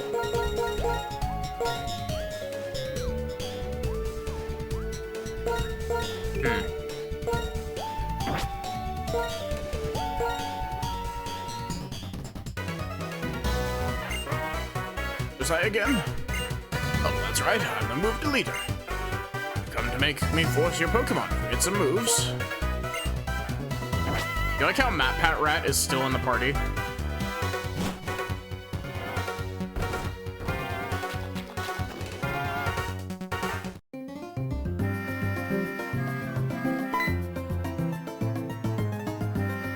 Oh, hey, Maddie, right? Let me see your Pokedex for a moment. We have here. And 64 Pokemon, eh? Staggering. You've seen a Clink. Becoming quite the trainer. Excuse me, I was a little excited and forgot my manners. My name is Juniper 2, Cedric Juniper. The professor who gave you the Pokedex is my daughter. That girl has told me a lot about you. Really makes my day to meet you. In honor of our meeting, I'm going to upgrade your Pokedex. Some Pokemon can change forms, even when it's the same individual. If you've already seen a form, you can check it with this whenever you want. I also added a function to make searching easier. Professor, who's that trainer? Oh, I forgot my introduction, Skyla. This is a friend of my daughter's. Maddie is traveling around Unova to complete the Pokedex. Oh, I see. So that means you'll be challenging the gym. Oh boy, I'm really looking forward to it. That's right. Maddie, you should challenge this gym. If nothing else, this gym is really out there. See you, Skyla. If something comes up again, I'll let you know. Professor, my plane is a cargo plane. It carries cargo, not people. And you're talking as if places like Kanto and Sinnoh are right around the corner. Aw, Skyla, if you keep frowning, your face might freeze like that. That'd be a shame. Can you stop talking like that, please?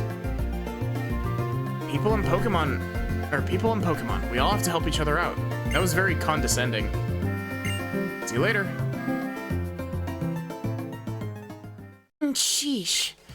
It's hard to believe that a happy-go-lucky guy like that could be a world-renowned Pokemon professor. Heads up, Maddie.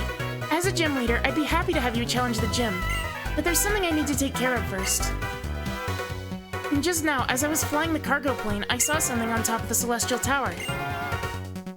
I'm sure that it's a sick Pokemon. If it is, I can't just leave it there. I have to go look into this right away. I'm leaving for Route 7's Celestial Tower. You can come along if you want.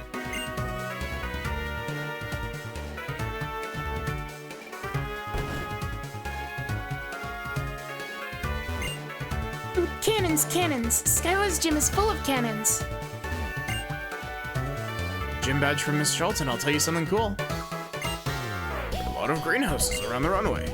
Freshly picked vegetables can be sent to faraway regions very quickly.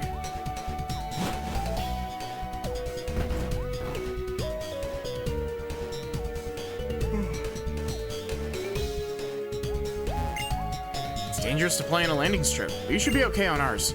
We only have one cargo flight a day.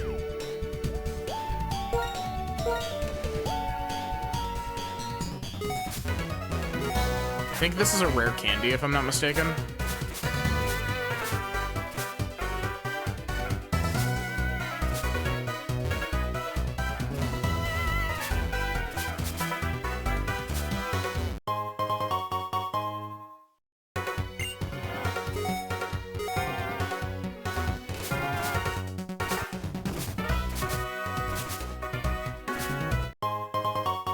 I think there's a rare candy over here. I might be thinking of something different, but... Axe Ether, okay.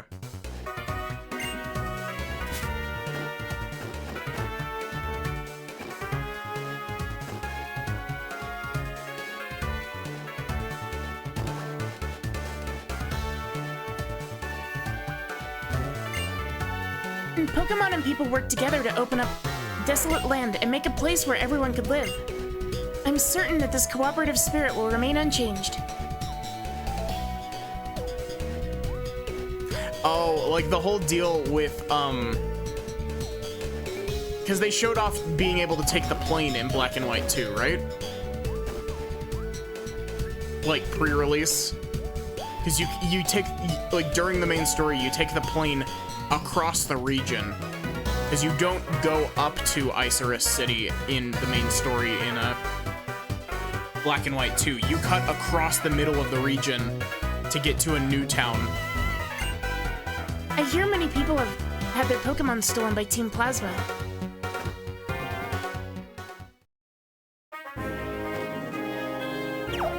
Did I heal? I did in fact heal. Okay, Volteal, it's time for you to get your training in. I don't have a magnet, do I?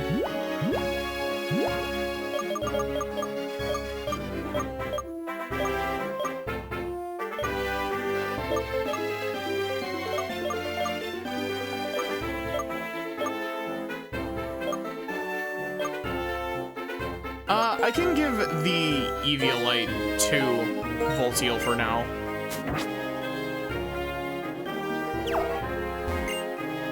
That raised walkway. If you stand still, you'll fall off, so you have to keep moving.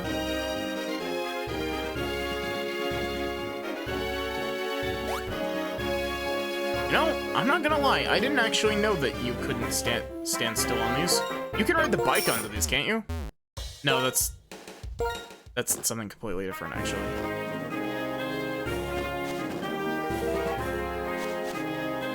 This is the route where I caught my first Audino.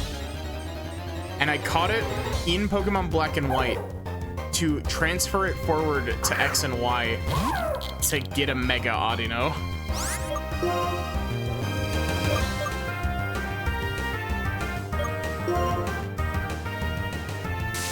Man, Cubchoo, if only you weren't Ice-type.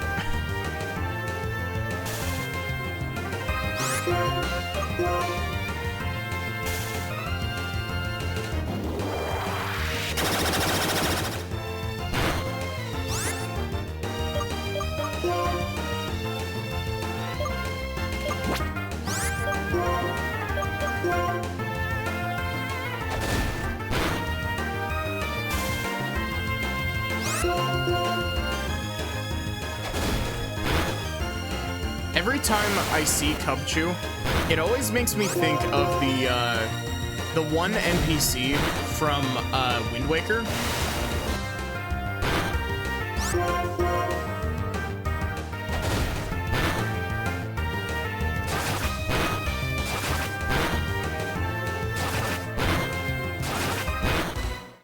What do you mean that's what we call Teddiursa?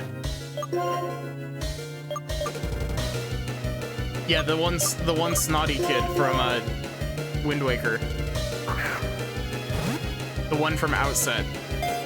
It chases after you.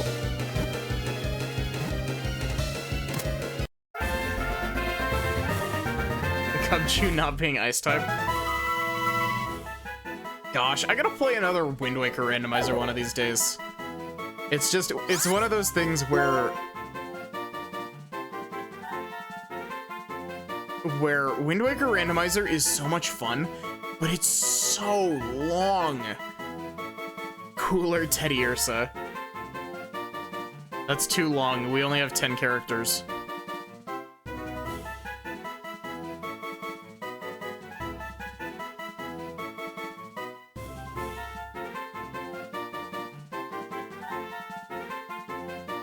Cool Ursa.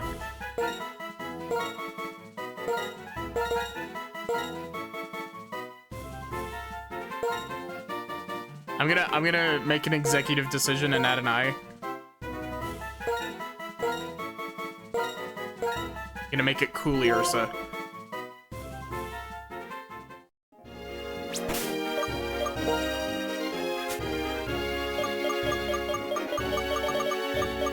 You know, I should really sell my nugget.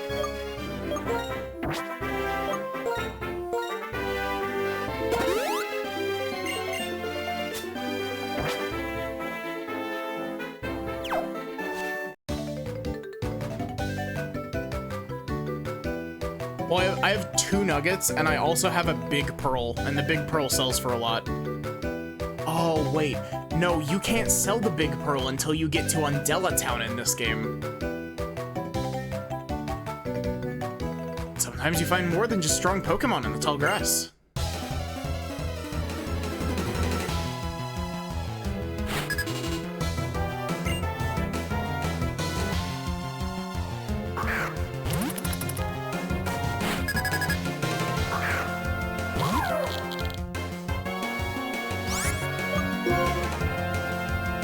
Man, you really did just throw out the worst possible Pokemon I could be fighting with this. Found what you've been looking for days in Minecraft? What were you looking for days, Taco?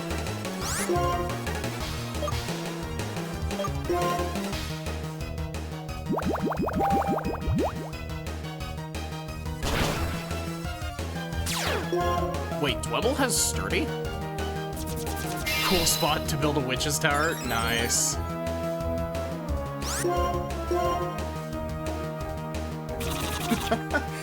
It definitely came up when I played, It definitely came up when, Spoods, Pine, and I played, Minecraft on stream.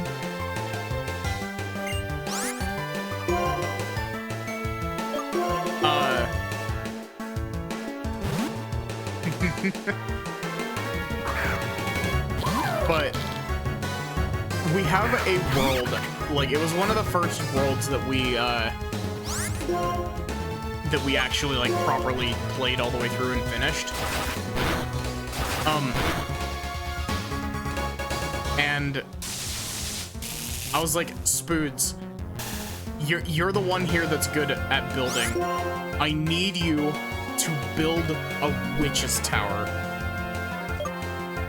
And it's become a running gag ever since, because it took Spoods actually like 4 days, real time, like not 4 days total, but like it took 4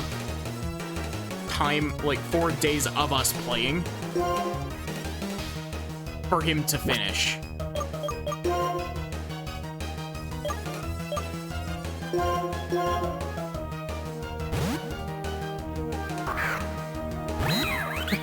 Do you think it would make an interesting stream to get Pine and Spoods together and just go through a whole ton of our old Minecraft worlds on stream? We played a lot of Minecraft.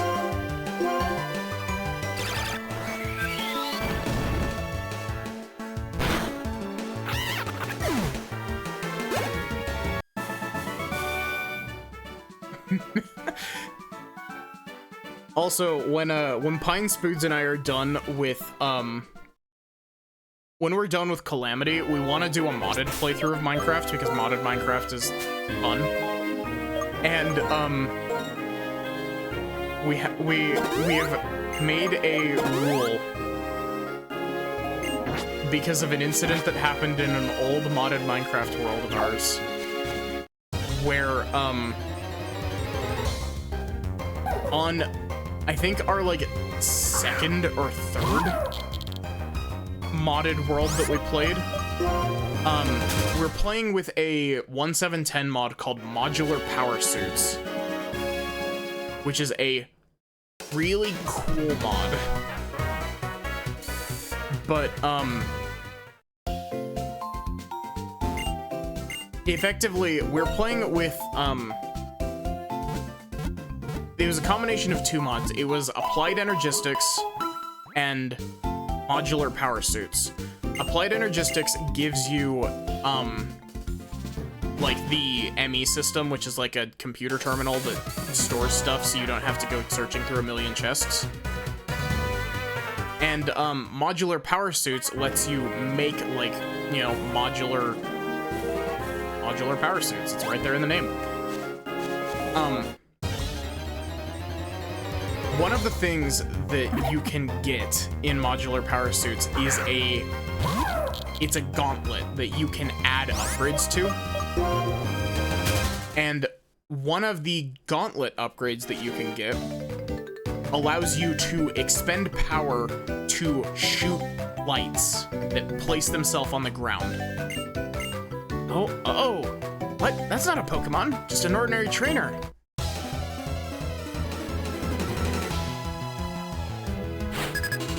And, these lights are super cool. Like, they're super helpful. You don't have to carry torches around, you just carry around your glove. Pine was messing around with stuff and shot a Modular Power Suit light at one of the cables for the ME system. And the cables for the ME system are not, I forget what the actual, like, term is, but they're one of the, types of blocks that's not really a block. I think they're called tile entities. Where they're, like, they technically have, like, collision and all that, but they aren't actually a proper block to attach to. So Pine shot a glove light at it, and the instant that it connected and tried to place itself on the light, the server crashed. And we were like, excuse me, what? When we tried to reboot the server, our world file had been corrupted. And we did not have backups.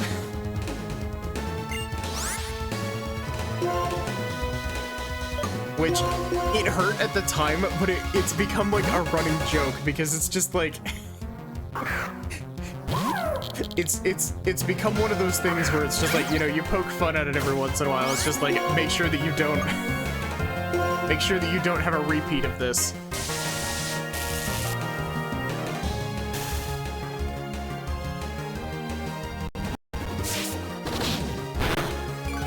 Aim, you good?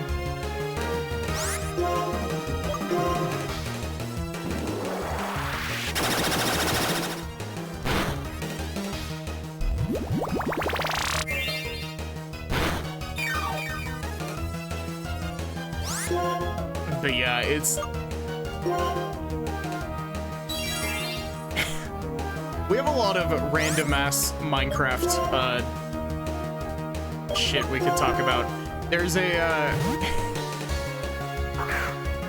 there was a modded world where, Pine has this mod that we're gonna add into the mod pack, but we're playing with a slightly more restrictive rule set on using that mod. Pine loves this mod called Project E, which is an alchemy mod. And, effectively, you put stuff into the alchemy table, or slate, or whatever it's called, and it turns it into raw, like, energy value. And you can pull stuff out of the table that you've put in at least once. Ooh, a Scolipede. You can spend that to pull stuff out of the table, like transmuting it into different stuff.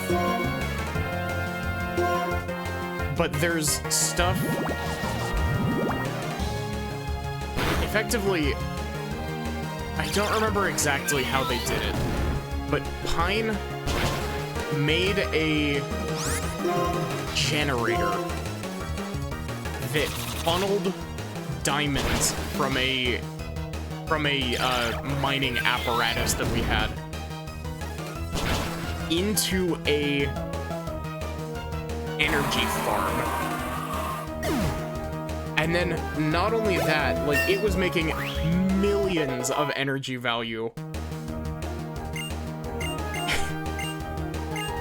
It then promptly, we added an extra mod that was bonsai trees, which lets you make these little, I think it's like a 5x5 block that you can make, and then it condenses it into a single block size, basically. And they took these generators and condensed them into a single block.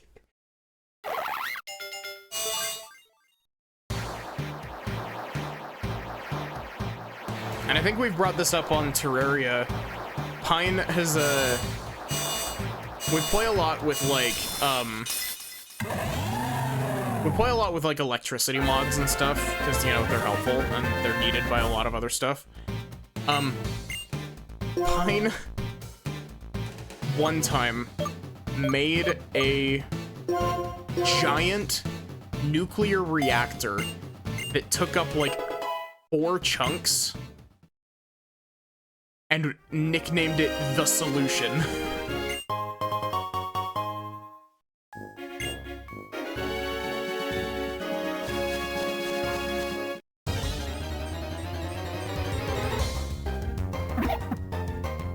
And then the funniest thing is that, we tried to, because the mod Applied Energistics has remote terminals for the storage system.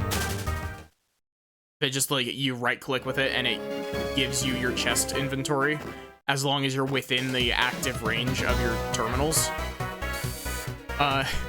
We tried to boost the range up, like, out by a ton, and it ate through all of the energy that the Solution was making.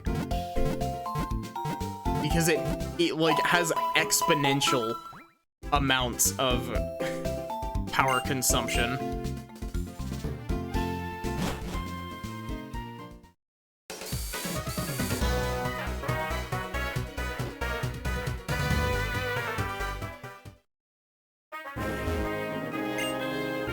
Oh, bold enough to come talk to me, are you?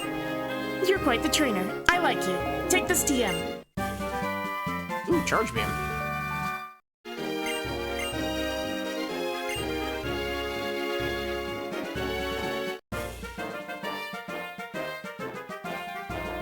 Wanted to go to Celestial Tower, but I got lost and stranded. How? So it's a straight line.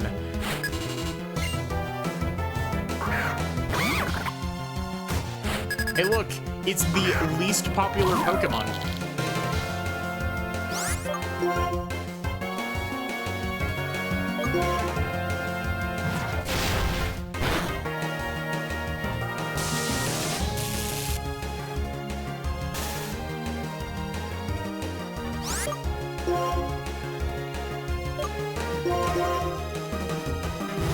Also, I didn't comment on it, but we finally have a Samurott.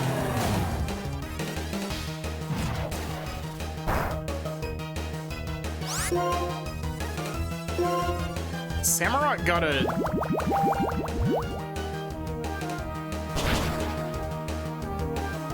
Samurott got a regional form, right?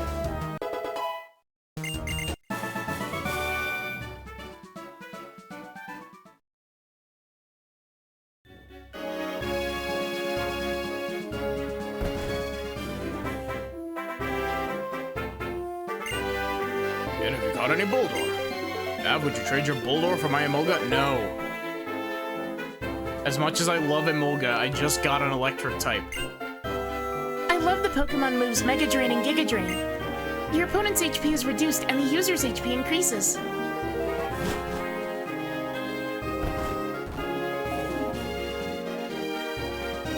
But yeah, like, I'm not mistaken. Samurott did get a Hisui form, right?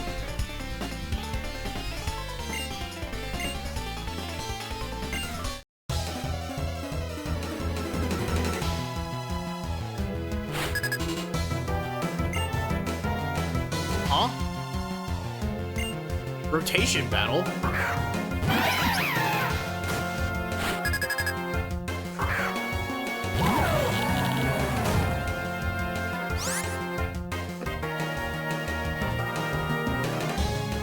Isn't Samurott's Hisui form, like, basically the same?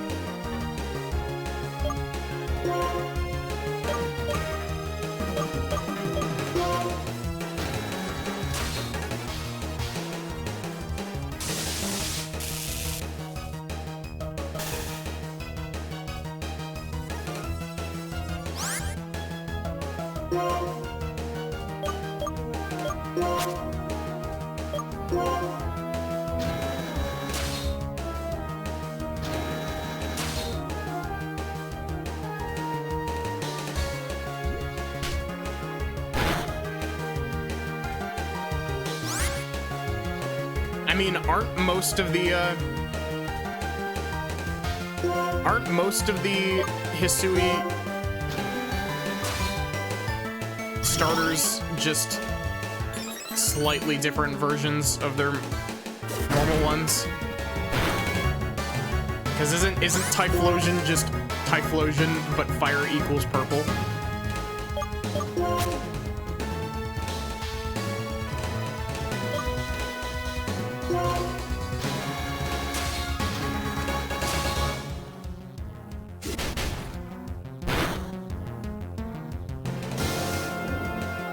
Typhlosion, but high and purple.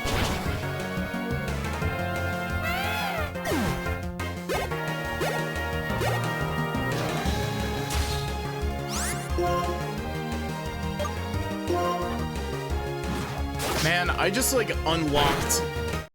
unlocked a memory. And it's gonna make me sound really sad.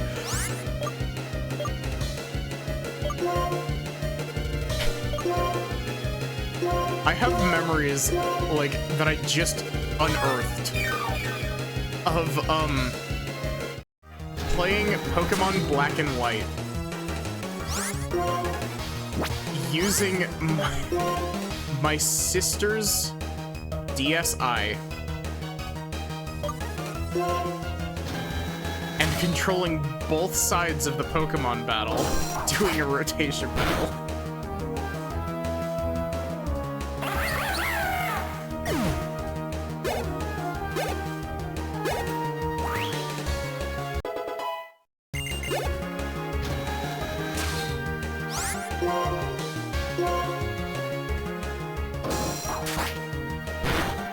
It would have been really cool if Hisui Samurott was like bipedal.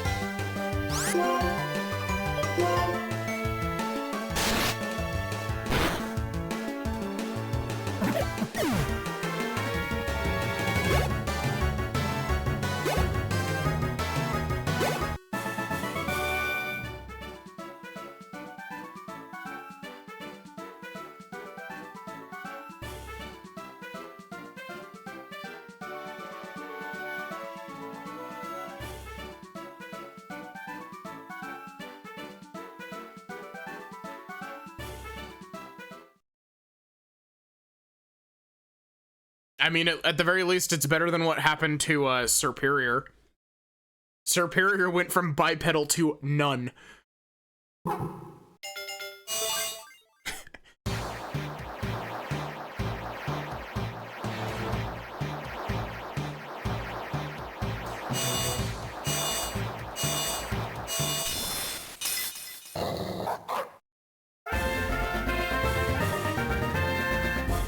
Yeah, like, honestly, as I like the Gen 5 starters, but I definitely will admit that, like, for the most part, I think that they're kind of not the strongest lineup.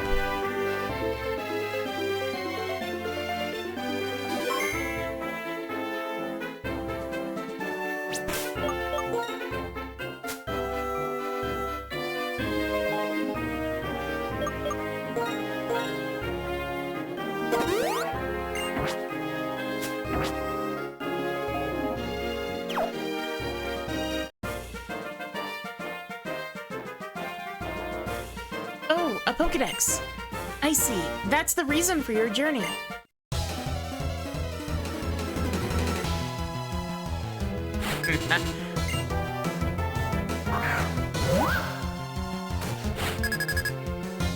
You know, honestly, I feel like...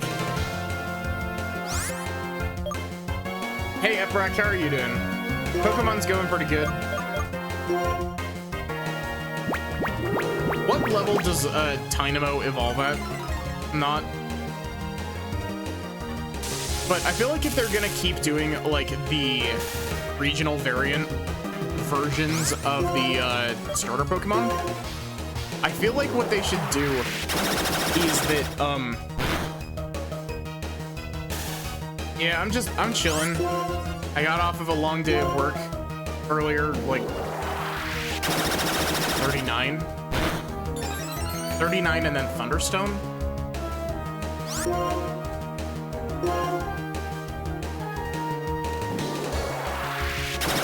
But I feel like it would be really cool if what they did for the,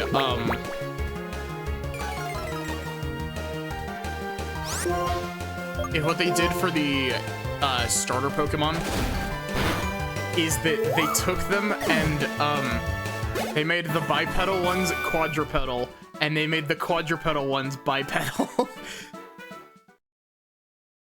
I want to see what a quadrupedal Incineroar would look like.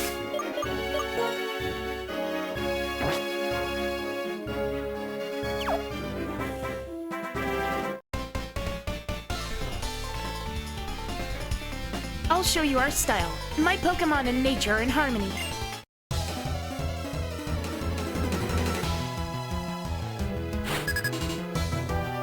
Wouldn't that just be a cat? Yeah, it would, and it would be closer to the actual line that Incineroar comes from.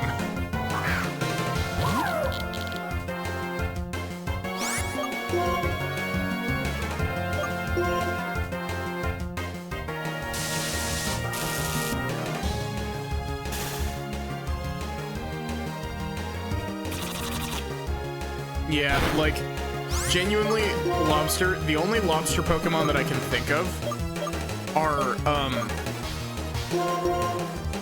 technically not even lobsters. They're crawdads.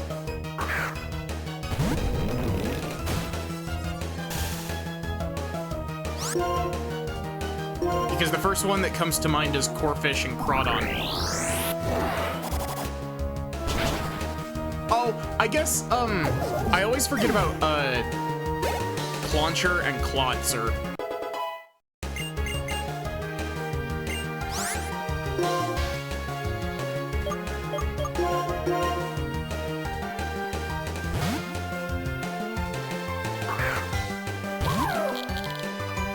Electros doesn't learn any moves by level up except for one.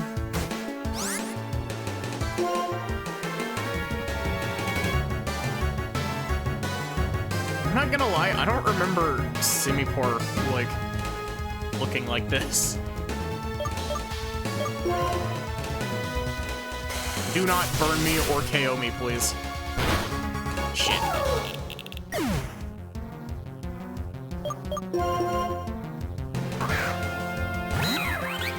Launcher is more of a shrimp.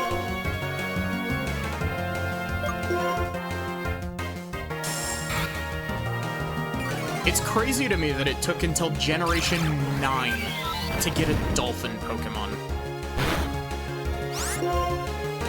Like, how in the world did it take them 9 generations of Pokemon to make a dolphin Pokemon?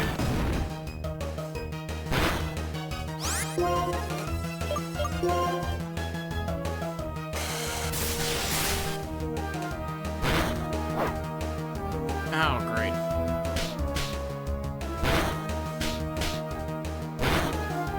I knew that was gonna happen the instant I got burned.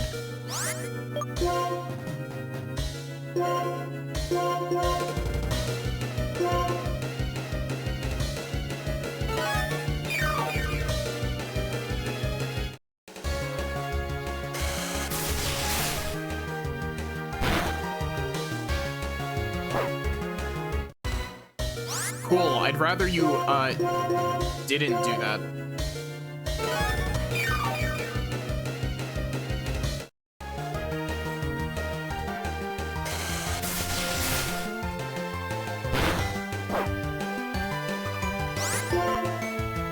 I mean, you say that, but the Pseudo Legends have always been Dragon Pokemon.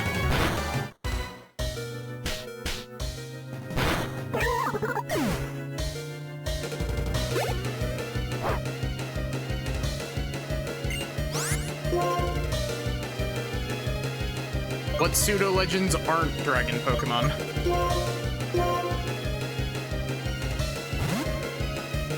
Okay. You know, I'm not gonna lie, I totally forgot that Tyranitar wasn't Dragon, and I forgot that Wait, Metagross isn't a Pseudo Legend. The Pseudo Legend from Gen 3 is Salmence.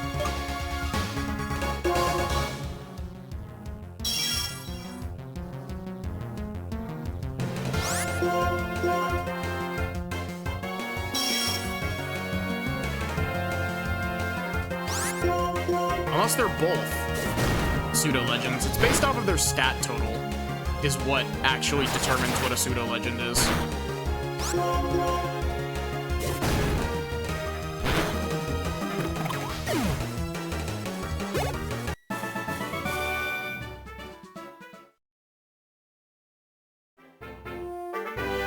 What do you let your Pokemon have? What is their style? Metagross is technically a Pseudo Legend because it's got over 600 base total. Base stat total, yeah. First, we'll create our own style. Because I'm hopeless at social niceties and fashions. Honestly, same. Most relatable Pokemon trainer.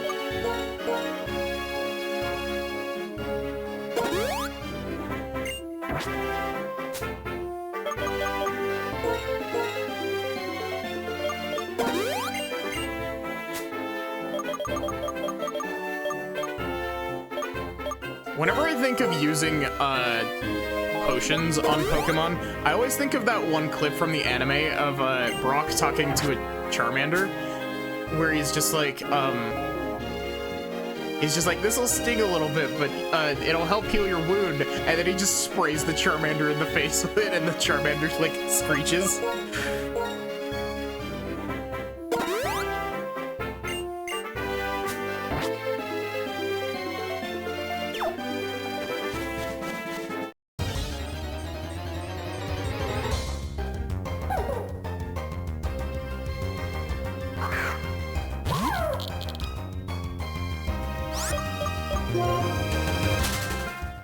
Man, one thing that I do really wish is that I wish that I still had, like, some of my old Pokemon saves intact. I don't have most of my old Pokemon saves.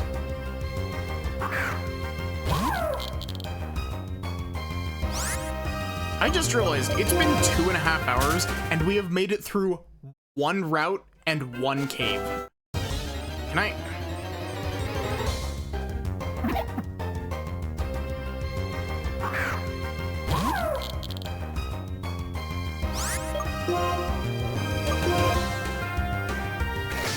Please don't KO me.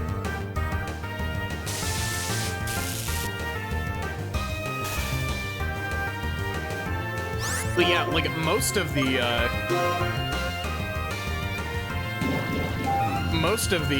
pseudo legendaries are dragon type. Because you've got Dragonite for Gen 1.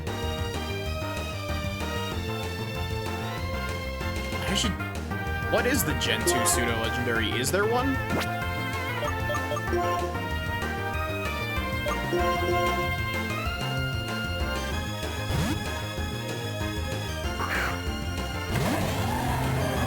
Because Gen 3's is Tyranitar. Wait, no. Tyranitar is Gen 2. Why do I always think that Tyranitar is a Gen 3 Pokemon?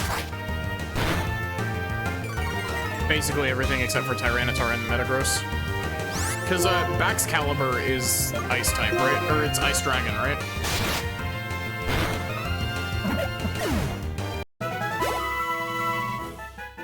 Because I'm pretty sure Baxcalibur is intended to be the pseudo-legend of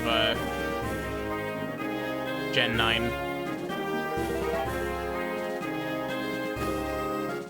It is Ice Dragon.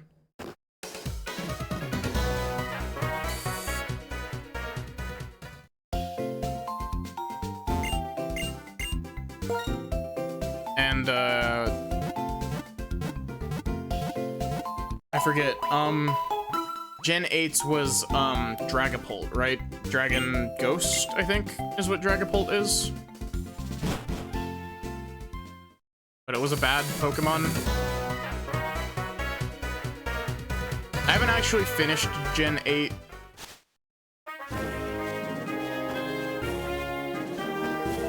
I'll probably stream Sword and Shield one of these days.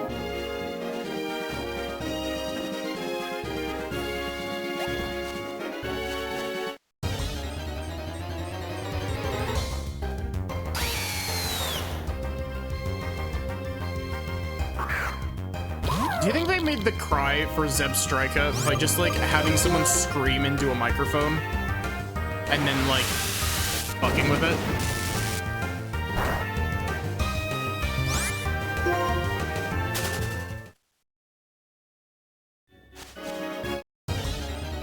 You know, for a while, I thought that Duraludon was a, I thought that Duraludon was a pseudo-legendary for a while.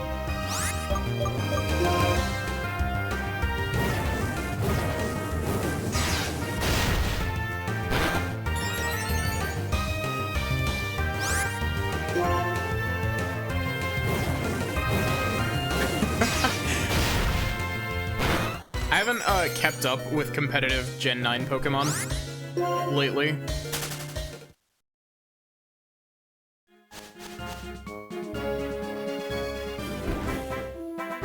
But the fact that the Scarlet and Violet DLC introduced an an evolution to Duraludon, and so Duraludon can benefit from Eviolite, is terrifying.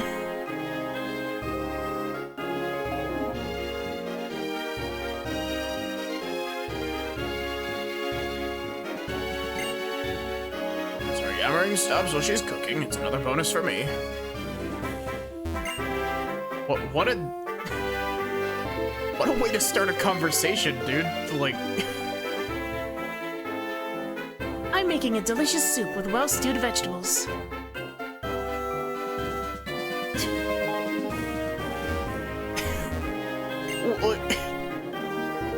Granny's meals are always nothing but vegetables. Vegetable stew is good, though. Like, it would probably be better with some meat, but...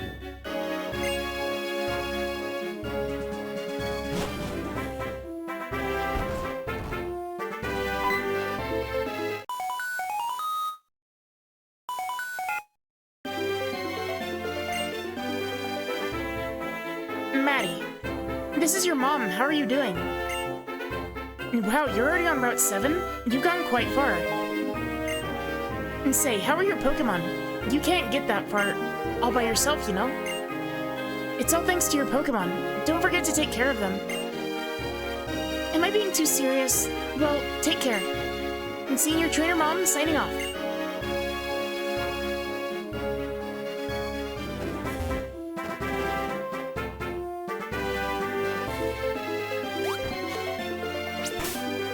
Oh yes, this is your mother.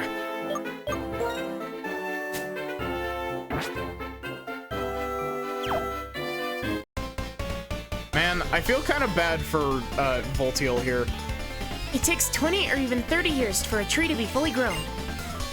Will you have a Pokemon battle that pleases the trees?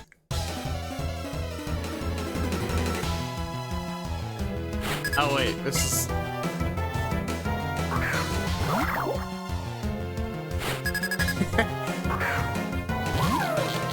I love Solosis. It's just a little wow, little dude. What are you, the Pokelorax? I like how Lobster and Sachi had the same immediate thought.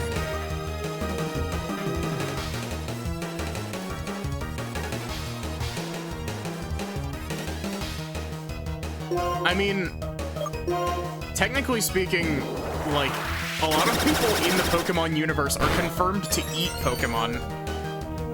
Like, especially in Gen 8 and 9, the sandwich making and the cooking that you can do at the campsite, the curry making, you can have, like, Pokemon meat in those. You all share the same brain cell. It's required to join the Discord.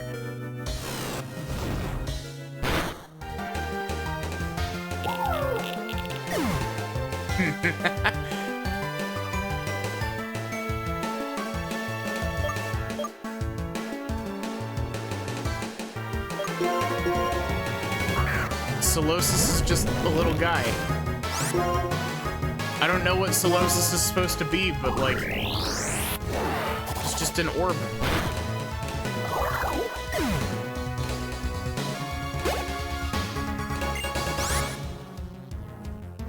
Ooh.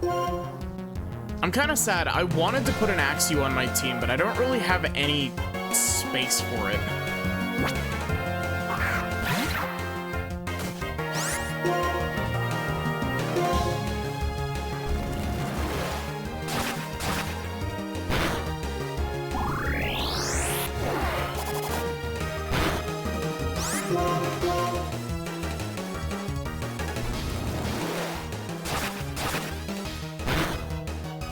Oh, yeah.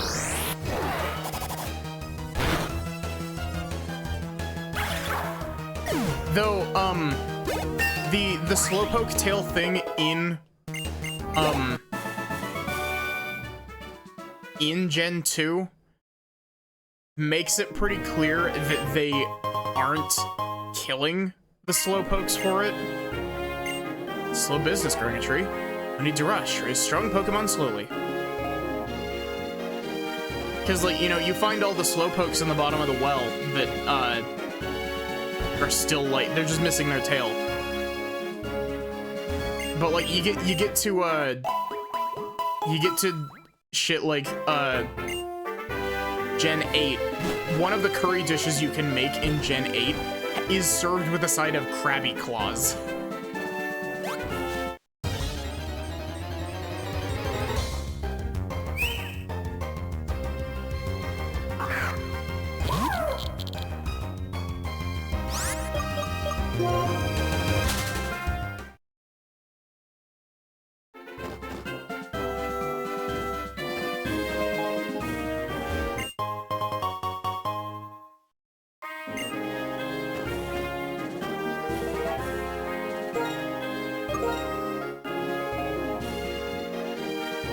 Yeah, there is also a curry dish in Gen 8 that's just, like, actually fried Magikarp.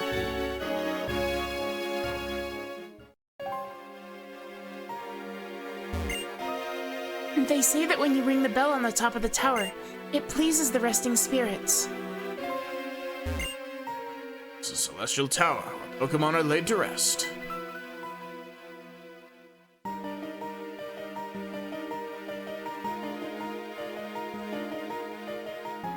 The worst part is that they kind of also, do you see that texture tearing at the bottom of the screen? They kind of already had a solution to their issue of how do people eat meat in the Pokemon universe, and then they retconned it. Because it was canon for a little while that, like, normal ass animals existed in the Pokemon universe. Mostly around the Gen 1 and 2 era, but indescribable energy is flowing to me.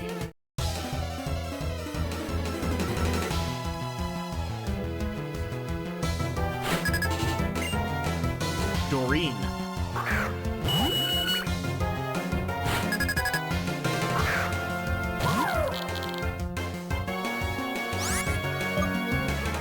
Even in the anime, they tried to eat Magikarp.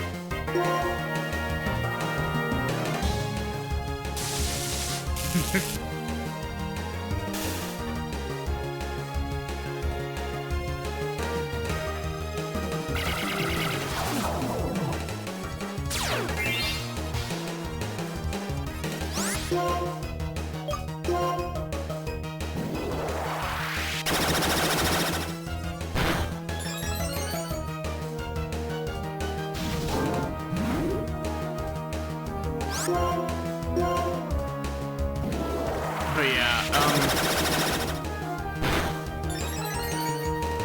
what was I gonna say?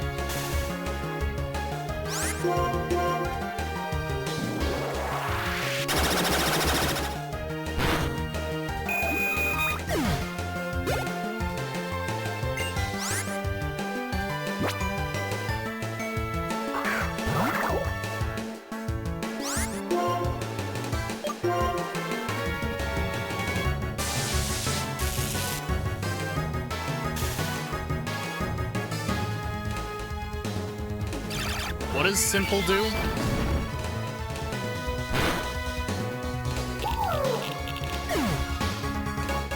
Man, Voltio is made of paper.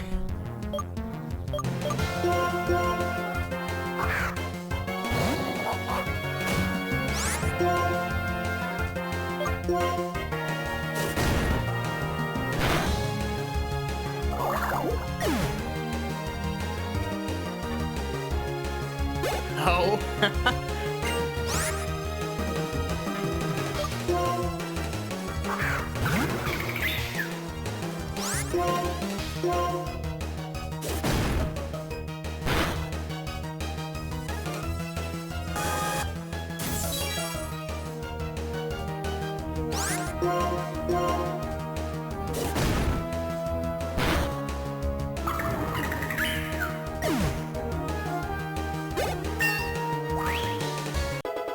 Pokemon is one of those series where, like, if you really want to squint at it, like, there's a lot of weird shit in Pokemon that feels odd if you squint at it hard enough, but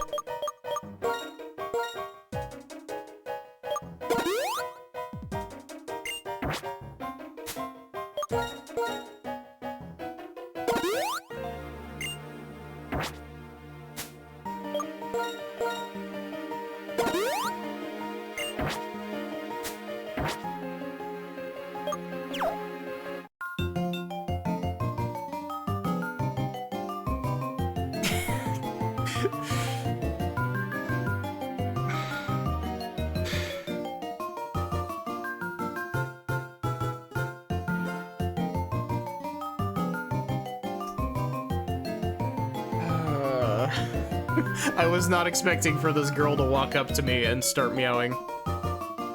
She's just like half of your feet. Okay, give me just a sec.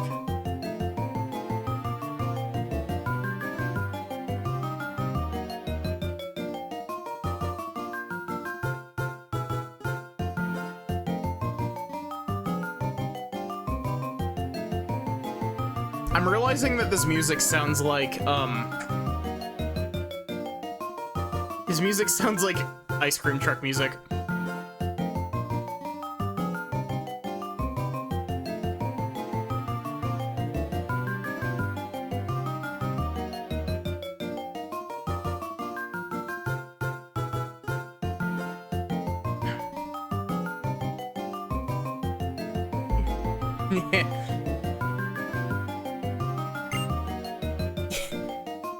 She literally runs up to you. She's like, Meow. This sign means you have to have a battle with me.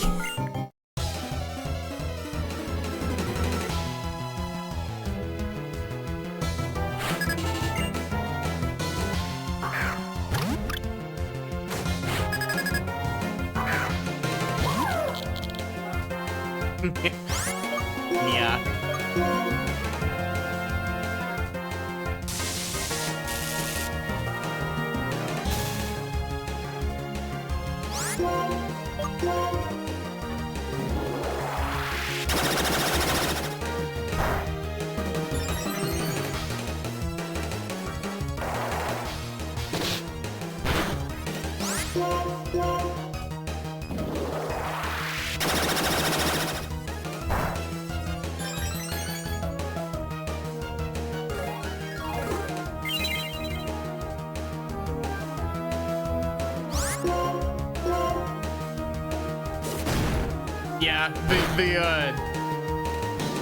Yeah, the hiker encounter theme is pretty good.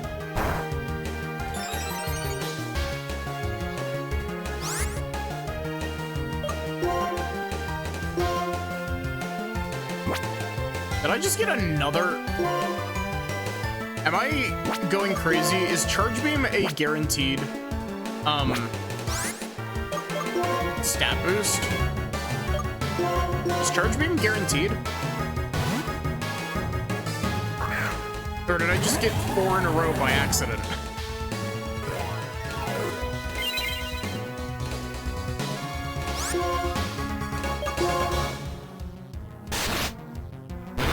Think it is guaranteed?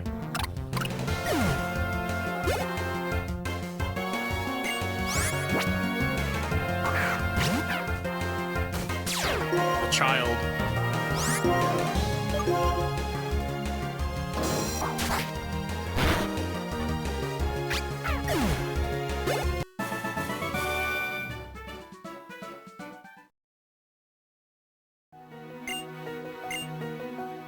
I'm copying the Pokemon I used to live with by meowing at you.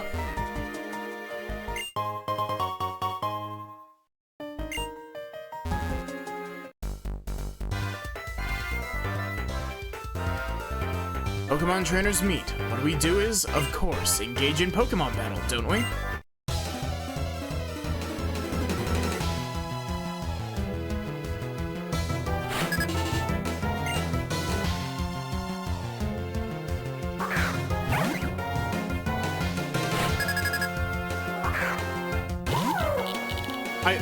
I know that I've made this comment before, but I love that Emolga just has the :D face.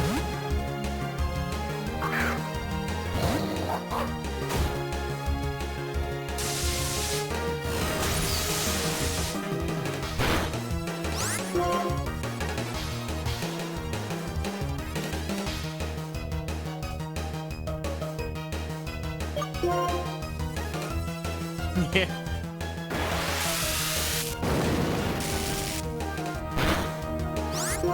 I do find it really funny how Quagsire kind of just has the D colon face instead. Sometimes.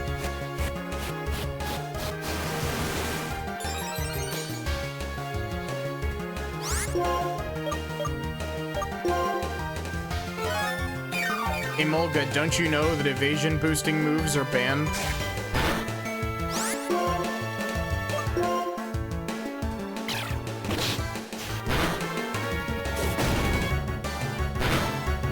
I think that's only a Smogon rule. I don't think that that's a VGC rule.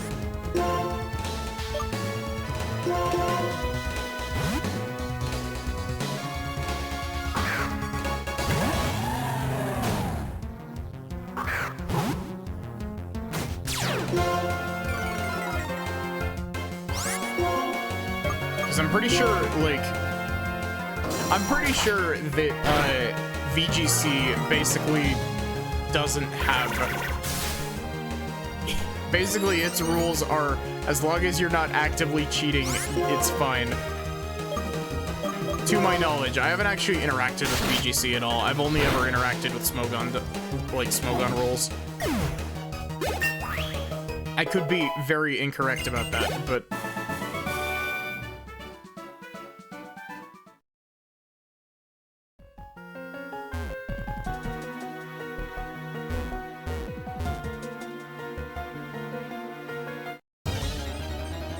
There are random encounters in here? Oh!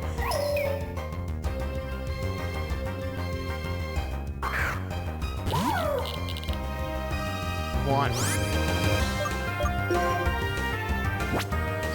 I won, but I don't have a party slot.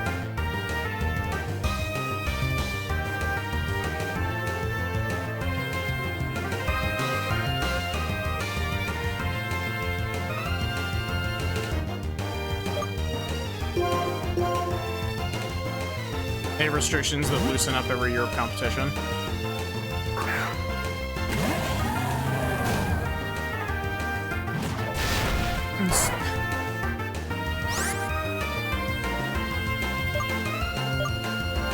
Huh. Interesting.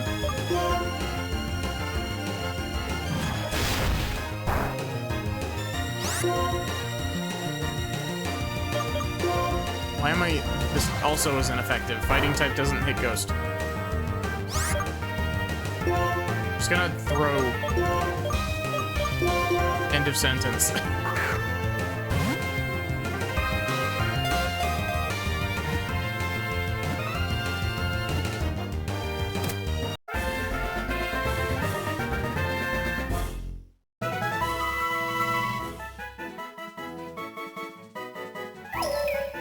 What should I nickname this Litwick?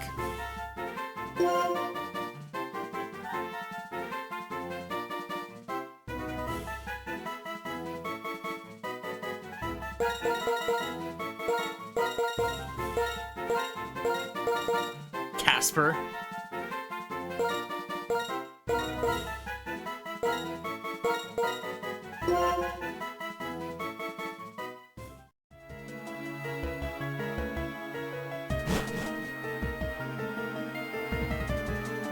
Oh, hey, this is the funny floor.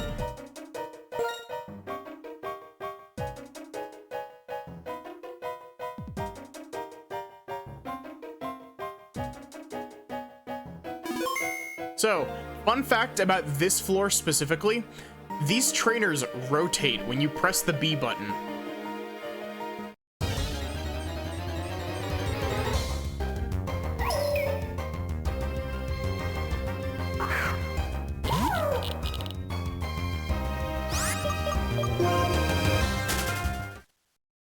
Like, look at this.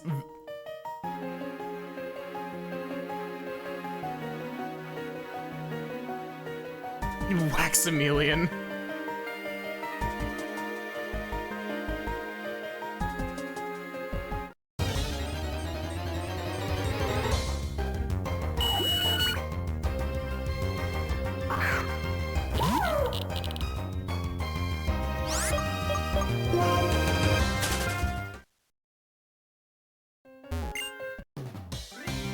You need a nurse's help? Sure, if you can win against me, I'll make your Pokemon healthy.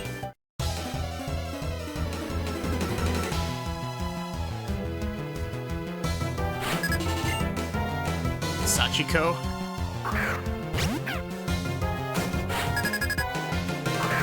You know, I never noticed how... Yeah, Waxamillion's pretty good.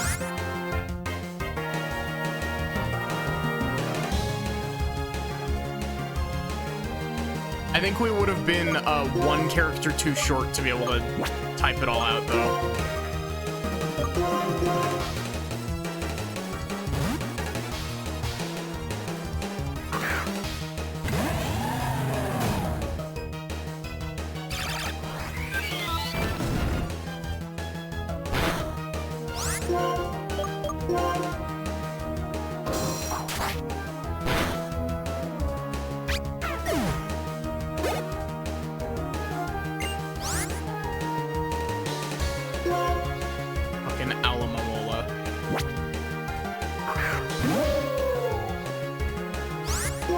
This fish should have been a Love Disc evolution.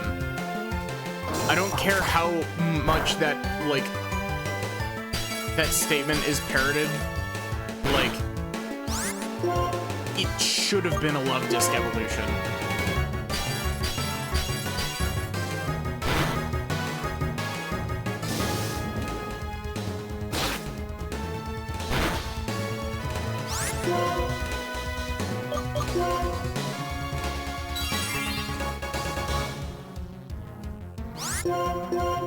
Also, whenever I see Alomomola, I'm always reminded of, what is the fish's name from Kirby? It's Kine, I think.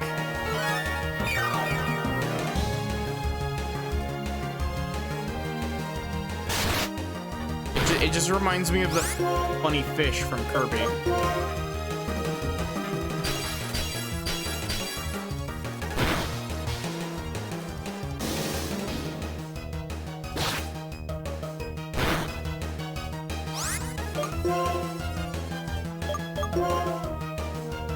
So, I've made a mistake.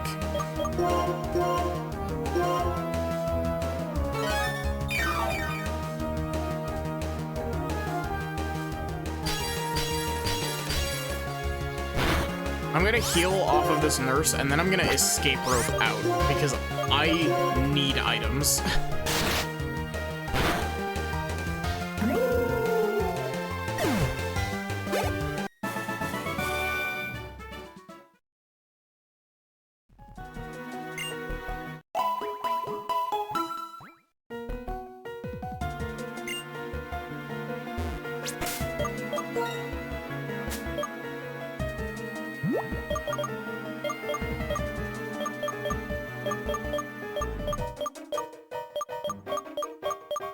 I swear I have an escape rope. Do I really not have any escape ropes?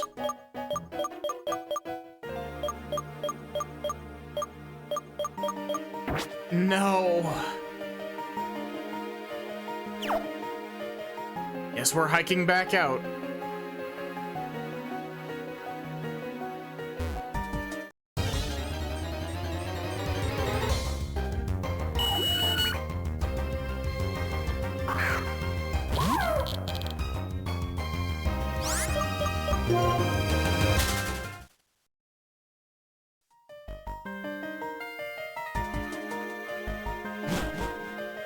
But yeah, how funny is that? That, like, and to my knowledge, that is the only room in the entire game that has the weird press B rotate trainer bit in it.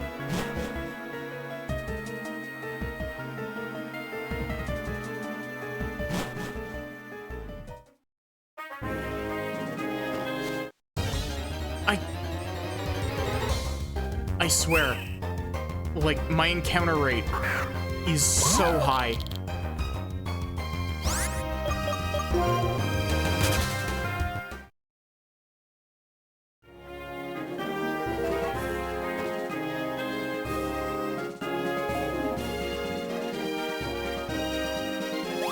What is this about the bridge in Symphony of the Night?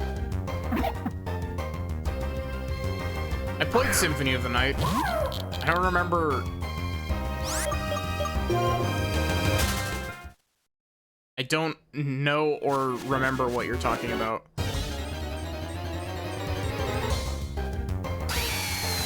Gosh, Symphony of the Night was fun. I wonder what Symphony of the Night randomizer's like.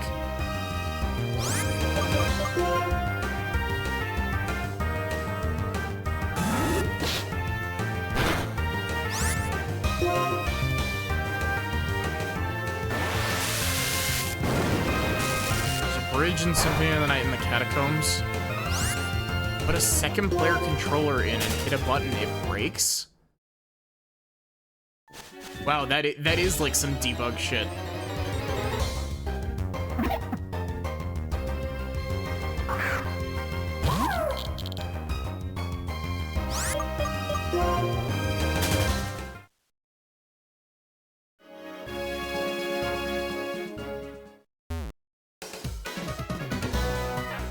Hey Dash, hope you had a good sleep.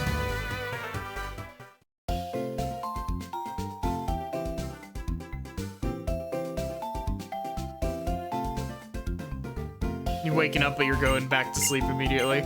I know that feel. Oh, I think I know the room that you're talking about. It's the one where you have to use like the skeleton with the flaming barrel to break the bridge, right?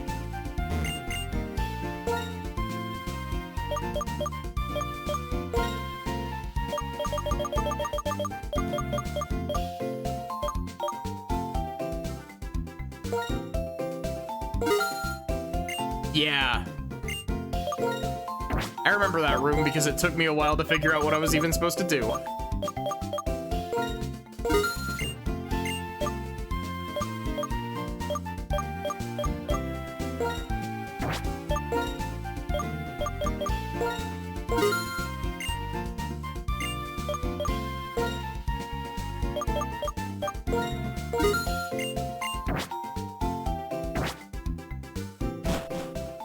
I got a lot of randomizer I need to play.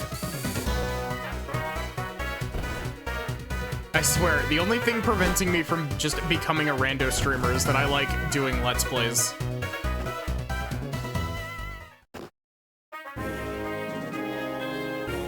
Like, I like doing voices and stuff, and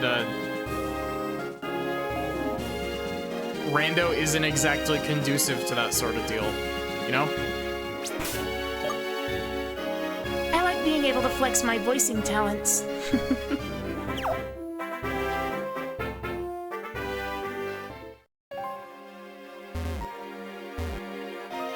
I still gotta get that, I still gotta do that Kingdom Hearts 2 rando that I promised, like, forever ago, but never got around to.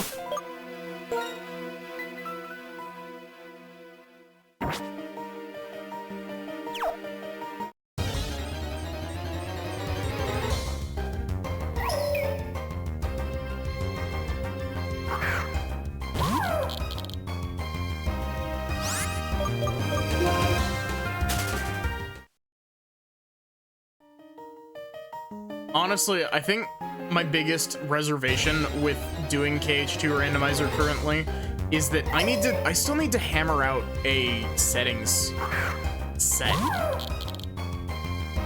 for KH2 rando.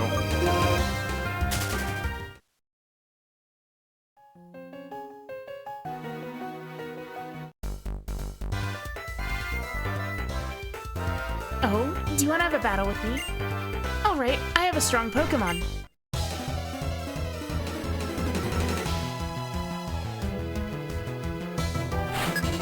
Oh, that's adorable.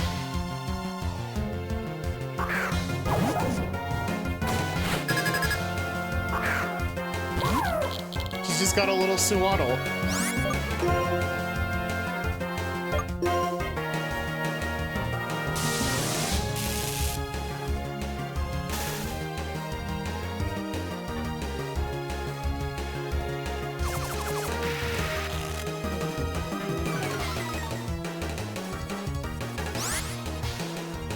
So, I have a thing that I need to, show y'all at some point.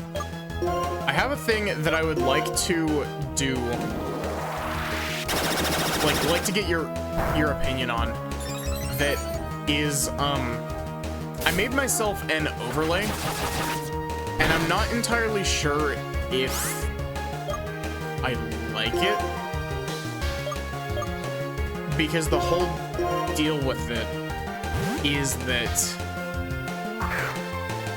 it's a overlay for 16:9 games, and so it inherently makes the gameplay smaller. Instead of filling blank space, it like shrinks the gameplay a little bit to give me space on the sides for stuff.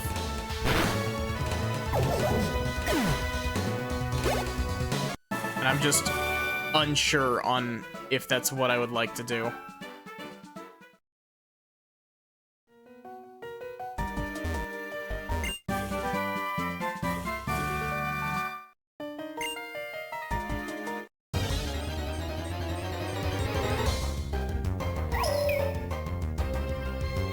You wanna know what would be really cool? Finding a shiny Litwick. Shiny Litwick is such a cool, like, shiny Pokemon. It turns its flame orange.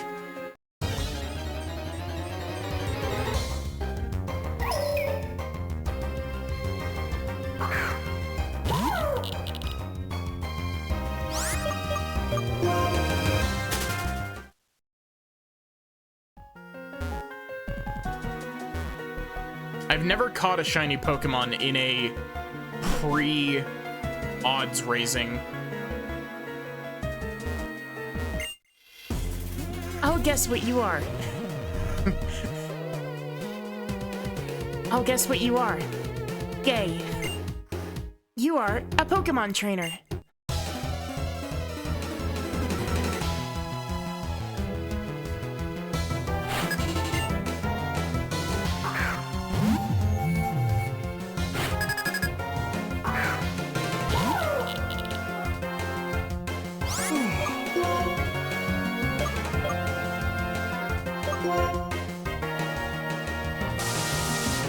OMG, is she psychic?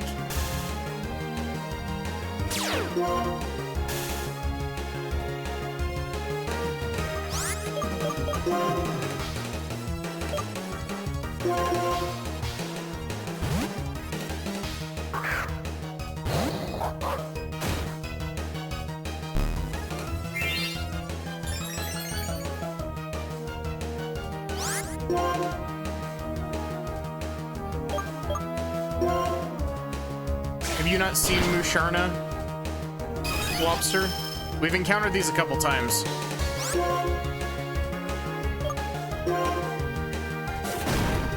We almost had one of these on our team. And then we replaced it with a, with Gothita.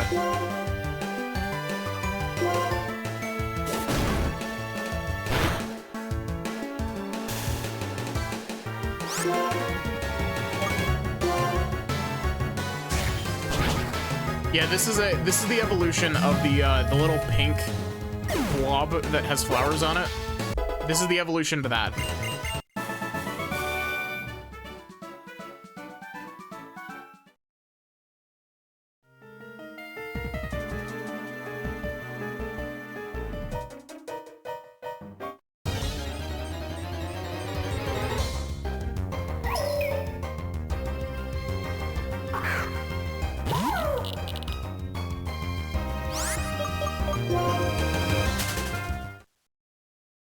Man, today's felt like...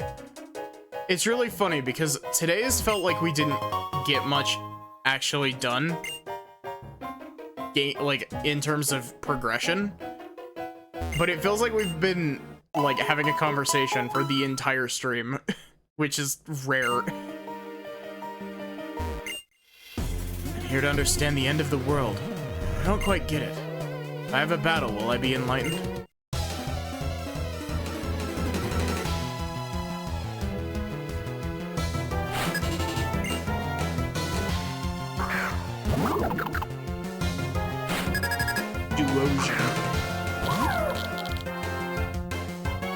what is the Solosis line supposed to be based on? Are they just supposed to be based off of, like, amoebas or something?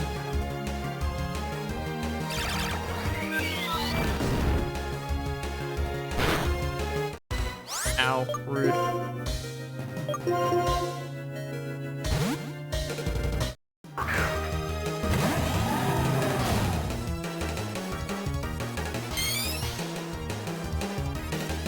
And I'm realizing that Volteal is gonna need some babysitting.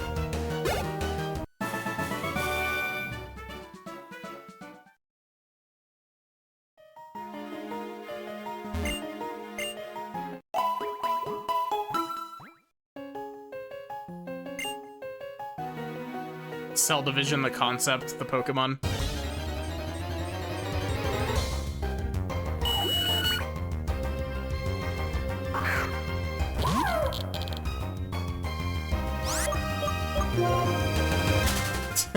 Whenever I think of LGM's evolution, Behem, I always think of the Who's That Pokemon bit, and it's just like, why does Behem sound like that? Because it sounds like somebody doing like their best goblin voice. Please the Sleeping Spirits is a hot Pokemon battle.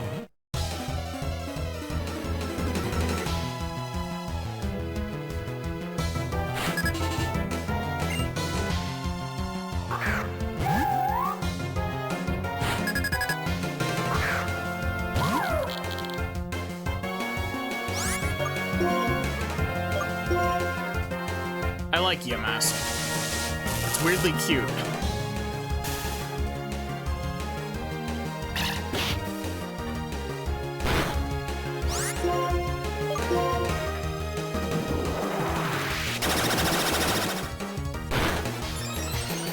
I swear, I've become so brain-rotted by D&D that, like, I saw Hex and my first thought was, one extra d6 to all of your, like, one extra d6 necrotic to all of your damage.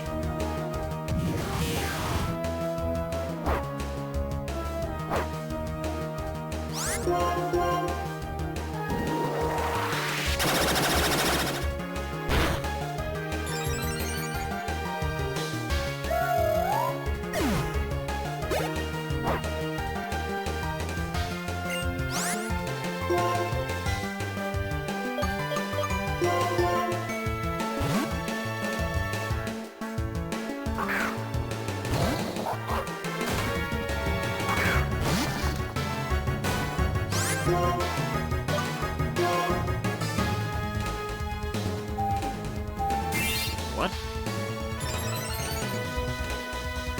Wait, Golett is... Huh?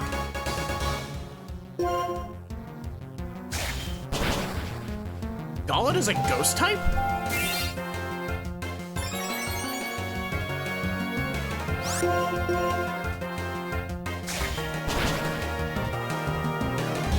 Now, of course you would roll Magnitude 8.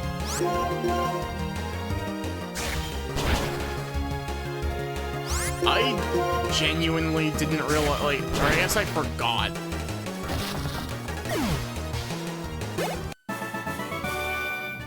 Golett seems like it would be... No, Golurk learns Fly. I still want to fight. Wandering spirits command me. Yeah, Golurk learns Fly for some reason.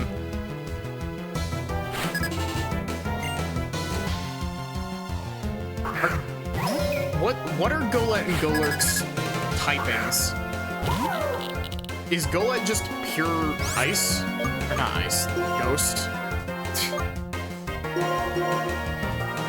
Yes, is he pure ice despite the fact that we just established that he's ghost type? Golurk can also learn Flash Cannon.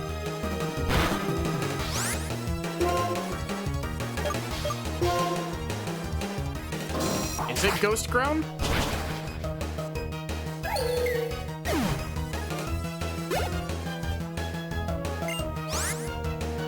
Golett and Golurk are two Pokemon that I don't think about very often.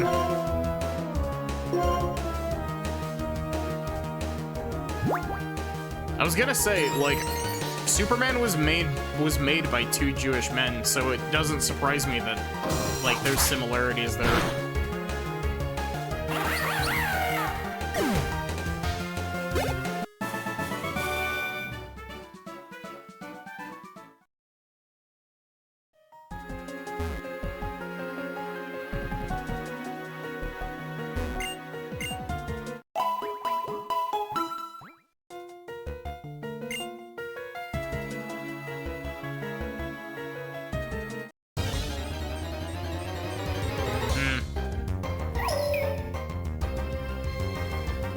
I think I got this encounter on literally the last tile I could have gotten an encounter on.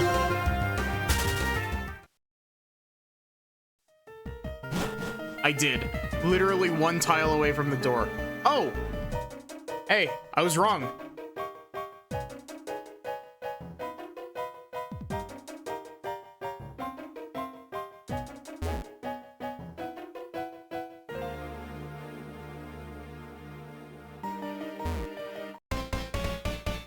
You can rotate these ace trainers. Celestial Tower means a perfect tower. Oh, never mind. Let's have a Pokemon battle.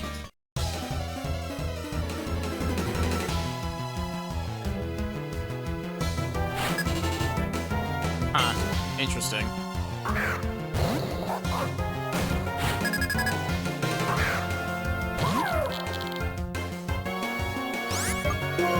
What dog breed is the Lillipup line supposed to be based on?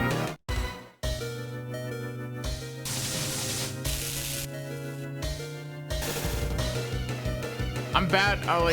I don't know dogs very well.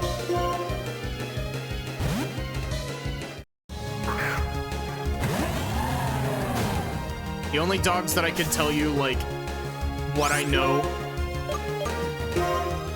sheepdogs.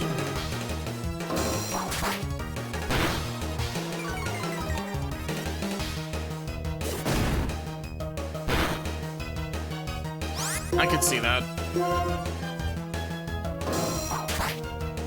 But like, yeah, the only two dog breeds that I could like point. Hey Neri, how are you doing?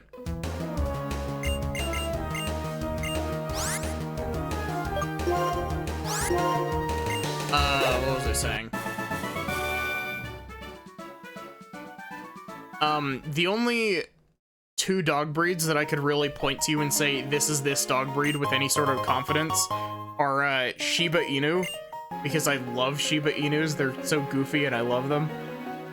And Huskies, and that's about it.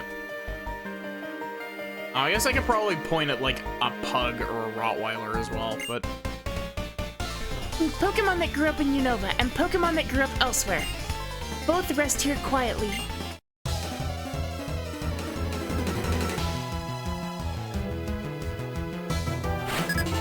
Golurk, like, I like Golurks. I like the idea behind Golurk. I'm watching with your phone volume turned down because your GF is sleeping next to you. Yeah, stream's been going good. I'm just chilling.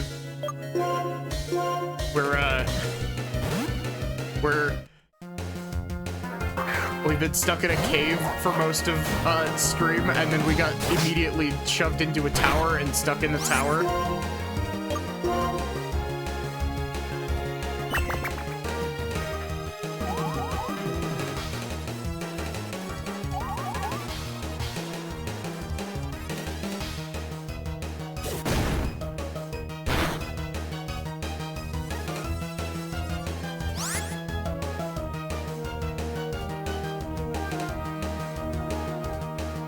You know, seeing Swoobat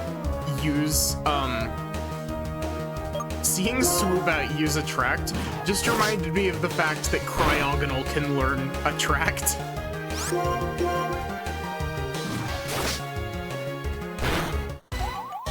That's one of my favorite, like, poor design decisions from Game Freak moments.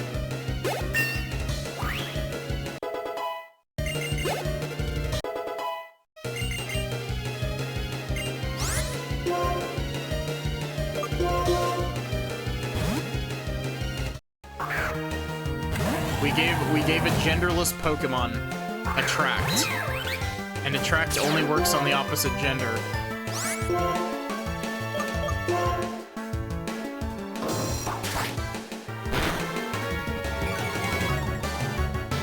Yeah, I saw when you said that earlier. That's pretty cool.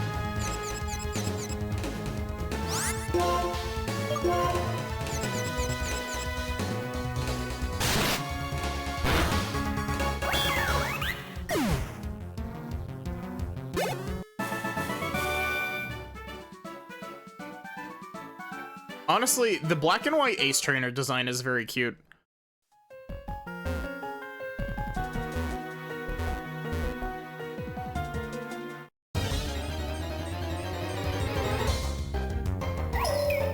You know, I like Cryogonal. He's just a goofy looking snowflake, man.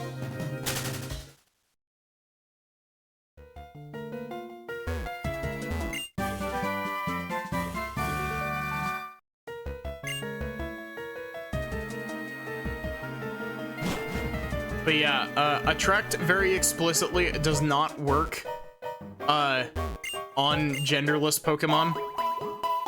And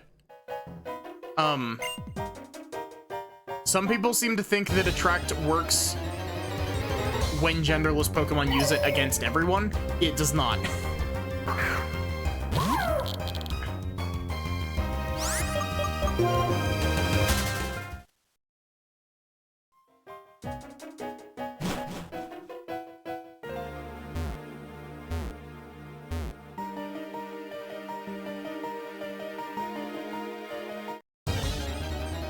Really?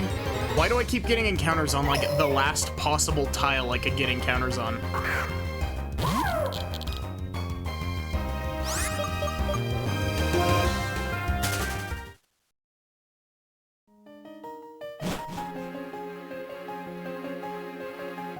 That doesn't surprise me, honestly. That feels like something a Pokédex entry would, say.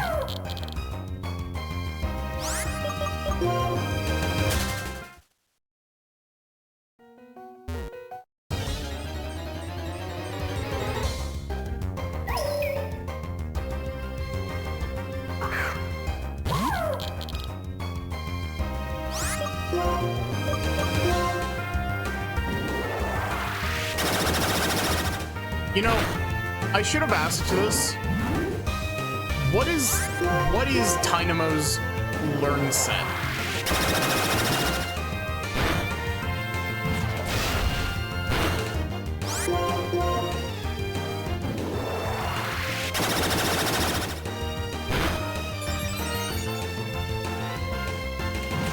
Does Tynamo, like, learn anything good?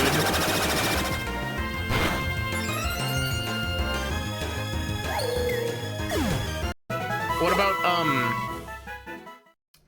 it's not Electros, because Electros is the one in the middle, or Electros is the fully evolved one. What is the one in the middle called? I swear, middle evolutions, like, are the Pokemon that I am the worst at. Like, if anyone gives me, like, name that Pokemon.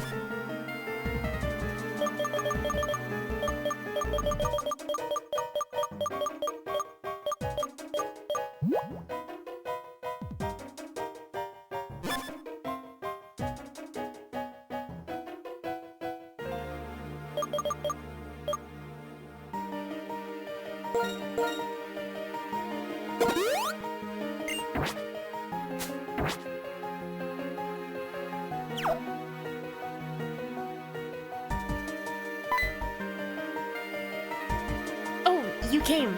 Thank you. I was right. What I saw was a hurt Pokemon. Don't worry though, it's fine now. I gave it a max revive, then it felt better and flew away. Don't I have great eyesight? No matter how far things away are, a pilot's eyes can see them. Oh, that's right. Since you've come this far, why don't you ring the bell? Celestial Tower's bell is for soothing the spirits of Pokemon. Also, the character of the person ringing the bell is reflected in its sound.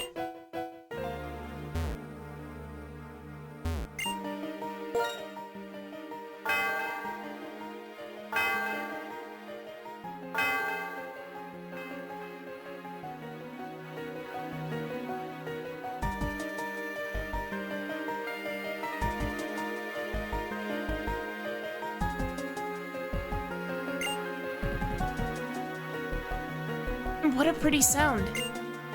Maddie, you're a kind and strong person. It's that kind of sound. I'd like to introduce myself again. I'm Skyla, the leader of Mistralton's Pokemon Gym. I use Flying-type Pokemon. When you're ready, please come to the gym. I'll give you a big welcome.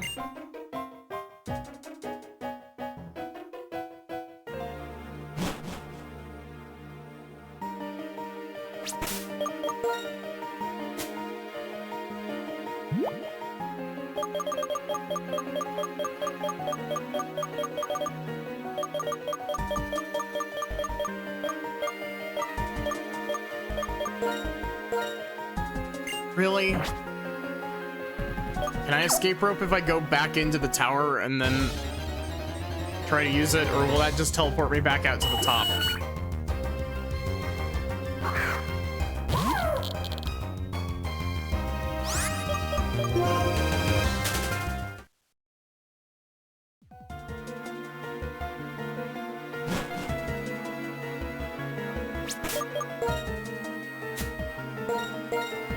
Nope, I can't even use it here. I'm gonna use a super repel then. I guess I have a normal repel that I can use, and then I've got supers.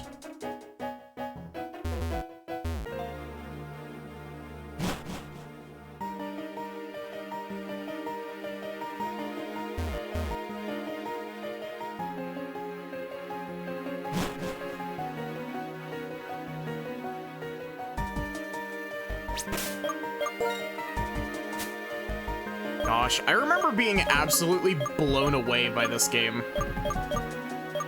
Like, with how much of a visual step up it is from Gen 4. Like, I remember being absolutely blown away by, like, the moving camera and everything.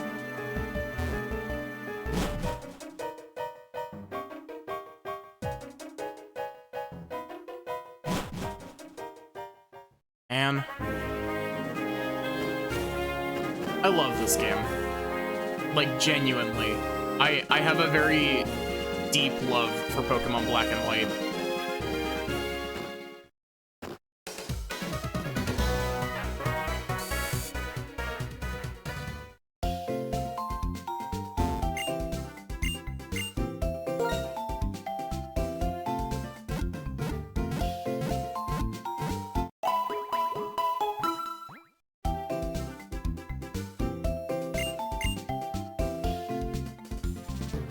I also have Pokemon Platinum, who are the guys upstairs. The guys upstairs are for wireless connectivity stuff that I can't use because, you know, Nintendo Wi-Fi has been dead for 10 years. The planes that fly out of Mistralton Airport are cargo planes.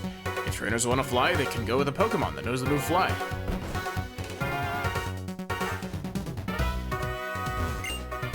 Welcome to the Sky City, Mistralton. Take this as a keepsake. Does the Sharp Beak do? If a Pokemon holds an item called Sharp Beak, its flying type moves will be part of it. Oh, okay. It's flying type charcoal. Sweets. Lovely sweetheart. Check feelings between two people.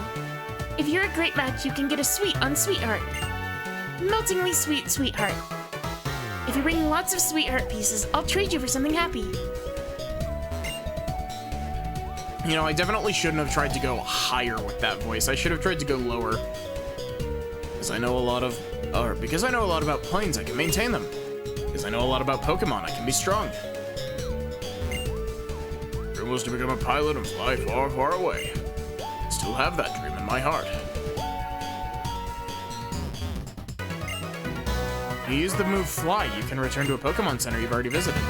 But if a Pokemon don't know their destinations, they can't fly there.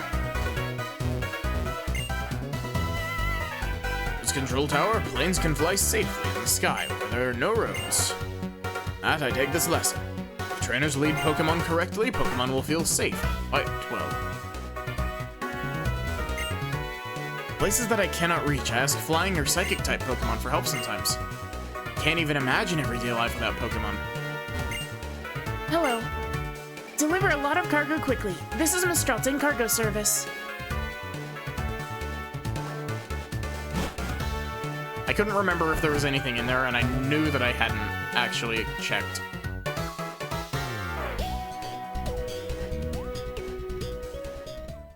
Okay, here's the gym where you fire yourself out of cannons.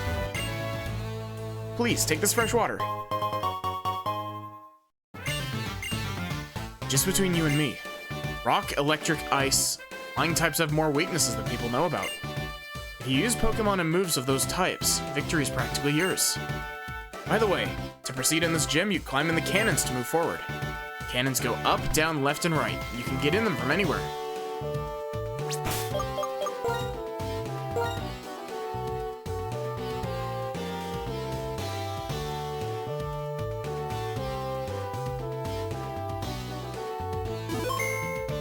Okay. That is going to be where I end for tonight. Thank you all for watching. Exclamation point Discord if you want to join the Discord. Exclamation point socials if you want to follow the VODs channel and all that. Do you have a raid recommendation, Sachi?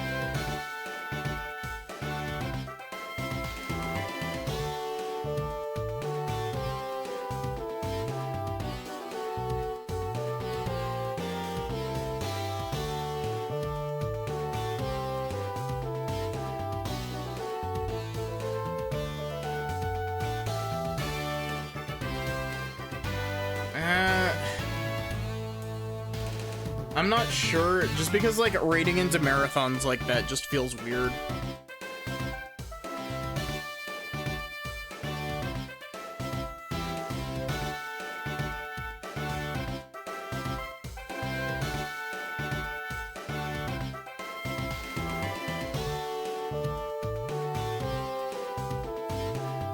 I think we're gonna raid into Lapis.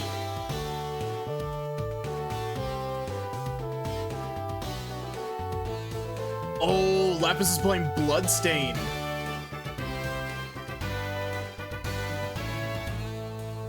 So yeah, thank you all again for watching. I hope that you enjoyed. I should be back with more of this tomorrow, unless my brain suddenly decides it wants to go on a rando binge. You know how it be. But yeah, I guess have a good one and take care.